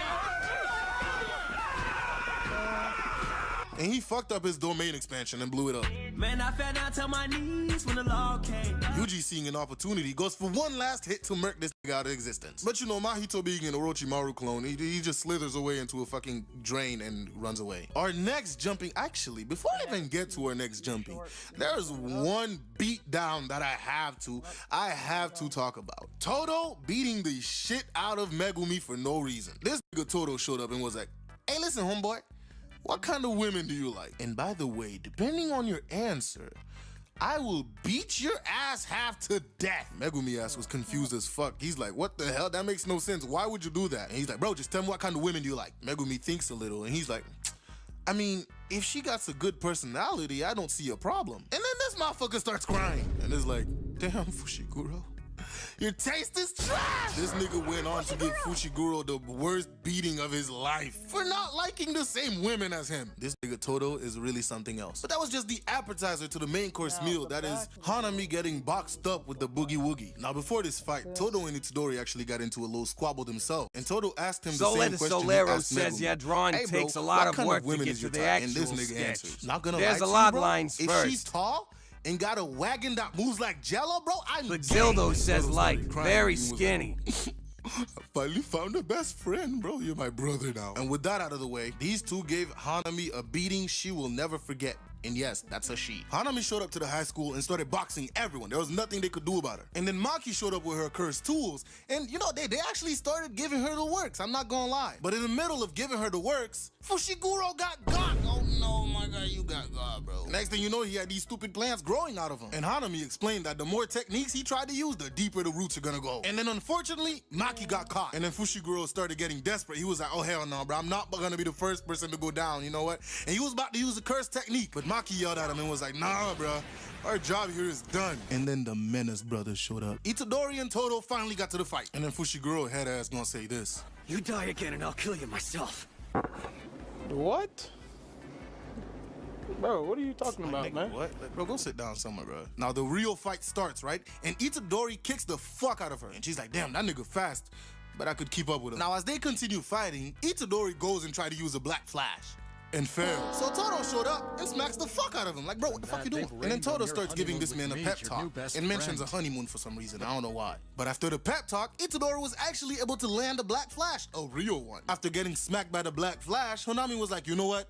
I should take you niggas seriously. And releases her other hand. And then they start throwing hands, but they was going dummy in that fight, bro. And Hanami was thinking, hey, yo, if they continue like this, they might actually be able to damage me. And this bitch removed the plants from under their feet. After landing on their asses, but they just continue going at it like nothing happened. And then this bitch Hanami starts having an orgasm, talking about some, Mahito, I'm finally getting a good fight. Like, bro, what are you talking? Bro, calm down. It's just a fight. But as they're fighting, she throws this man Todo. And he was about to get impaled, but then he clapped. Hurt you? Nah, I'm just joking. He clapped and switched positions with her. And Yuji was flabbergasted, like, hey, yo, what the fuck? And then we get to the boogie woogie beatdown. They started jumping Hanami and wasn't giving her a chance to do anything. Todo was clapping and switching positions with Yuji all over the place. She didn't know who was coming to hit her or who's gonna teleport. She was just getting smacked. While she's sitting there getting the paws put on her by this boogie woogie, this man starts styling on her. Bro, this nigga was literally striking poses as he clapped. I knew characters could get disrespectful in anime, but bro, this is another level. To be styling on your opponent as you guys are jumping her and striking poses for the gram. That is wild. Like, bro, it didn't matter what she did, bro. She was just getting boxed. And this right here, ladies and gentlemen, this is the face you make when you are getting your ass thoroughly jumped. I hate when I'm watching shonen, bro, and the main character will be getting pieced up by the villain, right? And the side characters are just sitting there giving reactions instead of helping. Like, damn, there's 7 of y'all standing there. Go jump this nigga, bro. Like, stop standing around looking. Jujutsu Kaisen saw that trope and was like, nah, we not doing that, nigga. You getting jumped. You come on our turf and try to do some shit, bro, you getting your ass pieced up by everyone. They have no qualms about jumping your ass. But after that, Todo switched Itadori with the cursed tools that was left in the previous fight. And Hanami got some quick PTSD from when Maki was piecing her up with the tool. So she goes to open a domain expansion. But you know the light-skinned god himself, Gojo, was not about to let that slide. He breaks the barrier that was trying to keep him out and showed his beautiful ass eyes. Now who getting rizzed up first? He teleports to the weird butcher dude and turns his limbs into Twizzlers by just looking at him. And then this nigga uses hollow purple and just ends the whole fight. So yeah, Jujutsu Kaisen honestly has some of the best jumpings in anime. Cause these sorcerers give no fucks, bro. They're gonna jump you. And honest to God, I cannot wait to see who gets the next jumping in JJK. Oh my God, where's Miguel versus Gojo? Where's Gojo beating up Miguel? Miguel versus Gojo is not a jumping. It was just a one-sided beatdown. That's why I didn't put it in the JJK jumpings video. But you guys in the comments really wanted me to talk about this fight, so you guys asked and you shall receive. Today we're gonna be talking about how Gojo completely violated Miguel. So we start this with Miguel saying he's gonna take on the one with the blindfold. referring to Gojo. And the girl is like, oh, hey bro, one last reminder. And Miguel is like, yeah, I know, we're just supposed to be stalling. This nigga Miguel pulls up trying to be a fake ass light skin and is like, hola my friend, let me introduce myself. My name is Miguel and I'll be your opponent. And Gojo, always the one to show off his eyes, is like, listen here nigga, I'm in a hurry. While Gojo's trying to show off his beautiful eyes, this Where the Wild Things Are cast member wannabe started coming around the corner, looking like a giant piece of shit. Gojo don't even look at this nigga and is like, hey bro, you're in the way. And one-shots him. After the smoke clears, Miguel is on his ass. The girls ask Miguel what the fuck he's doing here, and he's like, bitch, what it look like, bro? I'm getting my ass beat. But Gojo, not wanting to give this nigga not even a moment of rest, is standing behind him like, you're a tenacious one. And then Miguel starts thinking to himself, I got like 12 minutes before this perk runs out, bro. Like, I need to make this nigga a pack. And then he lunges at Gojo and attacks this man. But Gojo, being the Riz god, he just flicks it away. After swatting away the rope, right, Gojo's like, hey, yo, bro, something's wrong with that fucking rope. It has an unusual curse on it. It keeps disrupting my fucking techniques. And before I even continue with this fight, bro,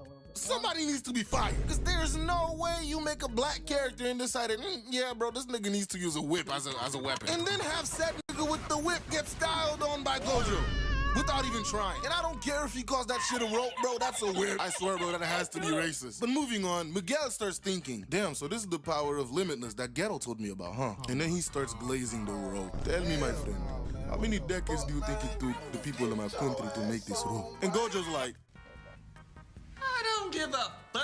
Right. So Miguel got offended and decided to throw a fucking AC unit at this nigga. But that shit just exploded on impact, because again, Gojo has limitless. And then they start boxing. But I don't know how much of this was boxing, because Gojo was just beating on this man, giving this nigga combos back to back. And then Miguel finally starts fighting back, but that wasn't doing much. Gojo was literally hitting him with the footworks, bro. This nigga was dancing. Like, bro, look at his moves. Look at the turns. But yeah, they keep fighting, and this nigga Miguel decided to cosplay Spider-Man for a quick second and tried to run away, but nah, Gojo teleported right in front of his ass and grabbed him by the throat and threw this nigga to the floor like he was Tom Brady on some shit. While Miguel was on the floor rolling, Gojo goes to attack, but then this big ass cursed spirit decided to show up and threw a punch, but Gojo, you know, he teleports out of the way. After that nigga missed, he started sliding down the building, and then Gojo came back with a vengeance to punch this nigga Miguel. This man Miguel was so flabbergasted, he was like, wow! After he falls on the floor, Miguel starts running like, damn nigga, I gotta get out of here, and tries to be Spider-Man again, but Gojo ain't let that shit slide. Gojo came in and slapped this man with a 3-piece combo and sent this nigga to next Tuesday with that shit. After he goes flying, Gojo continues to run after this nigga. Like, oh hell no, cuz, you're not escaping this beating. And then he proceeds to give this nigga the most disrespectful hand-to-hand 2-piece anybody has ever seen. This nigga literally turned into Eat Man. Like, bro, look at Gojo's eyes as he's piecing Miguel up. Like, bro, this man has the fury of 1,000 suns in his eyes right now, and he's like, I'm ready to pack this nigga up. Like, bruh, after the last punch, bro, he's still not giving this nigga no break. He's continuing to go and attack him. Miguel turned some power lines into some snakes, but Gojo just ran through them shits like they were nothing. After Gojo stops running, he turns around and hey, yo, is that the niggas from Space Jam? Nah, that's a real life plot twist if I've ever seen one, bro. Them niggas had a career change. But we switch back to Miguel, and he's like, damn, I got 10 more minutes of this perk left. Time to give it all I got. And if I die tonight, I'm cursing you, Ghetto. So yeah, bro, Miguel got one of the worst violations in anime ever in hand-to-hand combat. I was gonna end the video here, right? But I know how my viewers are, and I know you guys are gonna be in the comments talking about, oh my god, where's Gojo versus Jogo? You gotta watch that fight. So I'm including this in the video as a bonus. Anywho, we start this with Gojo in the car. He leans to the window and he's like, hey bro, stop the car. And he's like, all right bro, you going ahead. After the car leaves, this random ass nigga came straight from the top rope screaming, yeehaw! Like, bitch, who the fuck are you, Rey Mysterio? Like, what the fuck? But he lands and make a fucking crater. And Gojo's like, who the fuck are you? But that nigga wasn't with that talking shit and just blast Gojo. And then here he goes, oh my, that was easier than expected. And Gojo's like, who the fuck are you calling easy, nigga? And showed that the attack didn't do anything to him. And Gojo starts thinking, damn, this nigga's a cursed spirit that can talk. And he's probably stronger than Sukuna is currently. And then Gojo starts cracking his knuckles. I'm about to violate this nigga. Jogo's like, oh, so you think this is gonna be fun, huh? And attacks his ass with some flies. But them shits did nothing to Gojo. Cause, you know, he's Gojo. But then as he's standing there after he blocks it, he realized, oh shit, there's more to these things. And them niggas blew up. And he's like, damn, a 2-stage attack with insects and then an explosion, huh? But Jogo came out of nowhere, looking like a fake-ass firebender, and hits Gojo with an attack that replaces his head with fire. And then he goes behind Gojo and is like, I'm about to blow this nigga's back out. This just hit a two-piece combo on Gojo, bro. And then he starts bragging. Well, that human was just as fragile as the rest. And then he starts walking off. I'm going home to take a fat-ass dookie. But then Gojo says, how many times do we have to teach you this lesson, old man? And Jogo turns around and is like, what in the devils is going on? And Gojo goes to explain. He's like, bro, what you actually touched was the infinity between me and you dumb ass. Put your hand out. Jogo is looking skeptical. But then Gojo's like, come on, don't be shy. And he goes to touch Gojo's hands. And is like, wait, why can't I touch this nigga? And Gojo's like, yeah, buddy, the closer you get, the slower you go. And then Gojo starts acting like a fucking light skin. So what now? We could hold hands. Oh, don't be shy now. Hey, yo, what the f? Nigga, I ain't with that zesty shit. Gojo gut checks this nigga because he got offended. And he just keeps palming this nigga while still holding his hand so this nigga can't run away. And then he finished this nigga off with a kick. As that nigga went flying, Gojo's like, ha, nigga, I'm about to spread your cheek. And fires a red ball at him. This nigga Jogo starts running all over the place like a fucking Looney Tune character and even thought he was a ninja running up the fucking trees. But Gojo caught his dumb ass before he got away. And look at how this nigga's grabbing his face, bruh. Like, bruh, 5-finger contact. Like Shigaraki type shit, bruh. Jogo goes for an attack, but Gojo dodged it until... Bro, that's so fucking annoying. Why is one named Jogo and the other named Gojo? Anywho, Gojo teleports behind this nigga, did his best blue lock impression, and kicks this nigga down into the fucking lake. Hey, bro, why this nigga looking like Kisame right now? Jogo gets up, and he's like, no matter. If I can't hit him, I'll drag him into my domain expansion. After Gojo had kicked him, he was like, oh shit, this is perfect. Gojo comes back and is like, sorry about that, my guy. And Yuji's just fucking flabbergasted. And then he's like, hey, this is Yuji Itadori. He's here to watch. Don't mind him. Just keep fighting. And by the way, it'll be fine after all. You're weak as fuck. And this man Volcano Head got heated. And Yuji's like, yo, this head built like Mount Fuji. And not to be patronizing Yuji, but he looks more like Volcano Head Squidward. I don't know what you're talking about. But this nigga was mad. And he opens up his fucking domain expansion. He's like, I'm about to cook you niggas alive. He took their ass to Volcano Land. He calls it Coffin of the Iron Mountain, but I think Volcano Land is much better. And Gojo's like, this right here is a domain expansion. And the best way to deal with the domain expansion is to lay out your own domain. And this, ladies and gentlemen, is where we see Gojo's beautiful eyes. And he opens up Infinite Void. This nigga Jogo was literally flabbergasted. He was just astonished. For those of you who knows what Infinite Void does, that's great. But Gojo pulls up and grabs this nigga's head like he was palming a fucking basketball. And it's like, this is the inner world of Limitless. And it's like, it's a bit ironic, isn't it? You're granted everything, but you can't do anything. And then he just pulls this nigga's head off his body. So then he starts stepping on this nigga's head and asking questions. Like, damn, homeboy, who the fuck sent you after me? And what's supposed to happen if you had actually killed me? Jogo's like, nigga, I ain't telling you shit. But Gojo's like, if you don't tell me, I'm gonna exercise you. And that's when Hanami shows up. He took this nigga's head and ran away. I made a mistake in the JJK jumping video and called Hanami a she. But mine's a lot more looser compared to the other one. The eyes are a lot more upwards. The face is more straightforward with mine. Stiff, not gonna lie. So we did a lot today. I try to bring a lot of people in, but I'm starting to realize more and more as time goes by that TikTok is on some bullshit. So I don't think I'm going to be streaming as much as I used to anymore.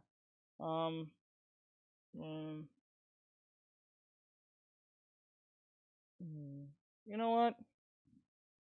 Tomorrow we're gonna directly go straight to playing game. I'm not gonna do artwork anymore. Tomorrow. I'm gonna just call it a night. It's right 9. No one wants to watch Marvel Rivals right now. So I'm gonna play video game tomorrow, all tomorrow. We're not gonna do any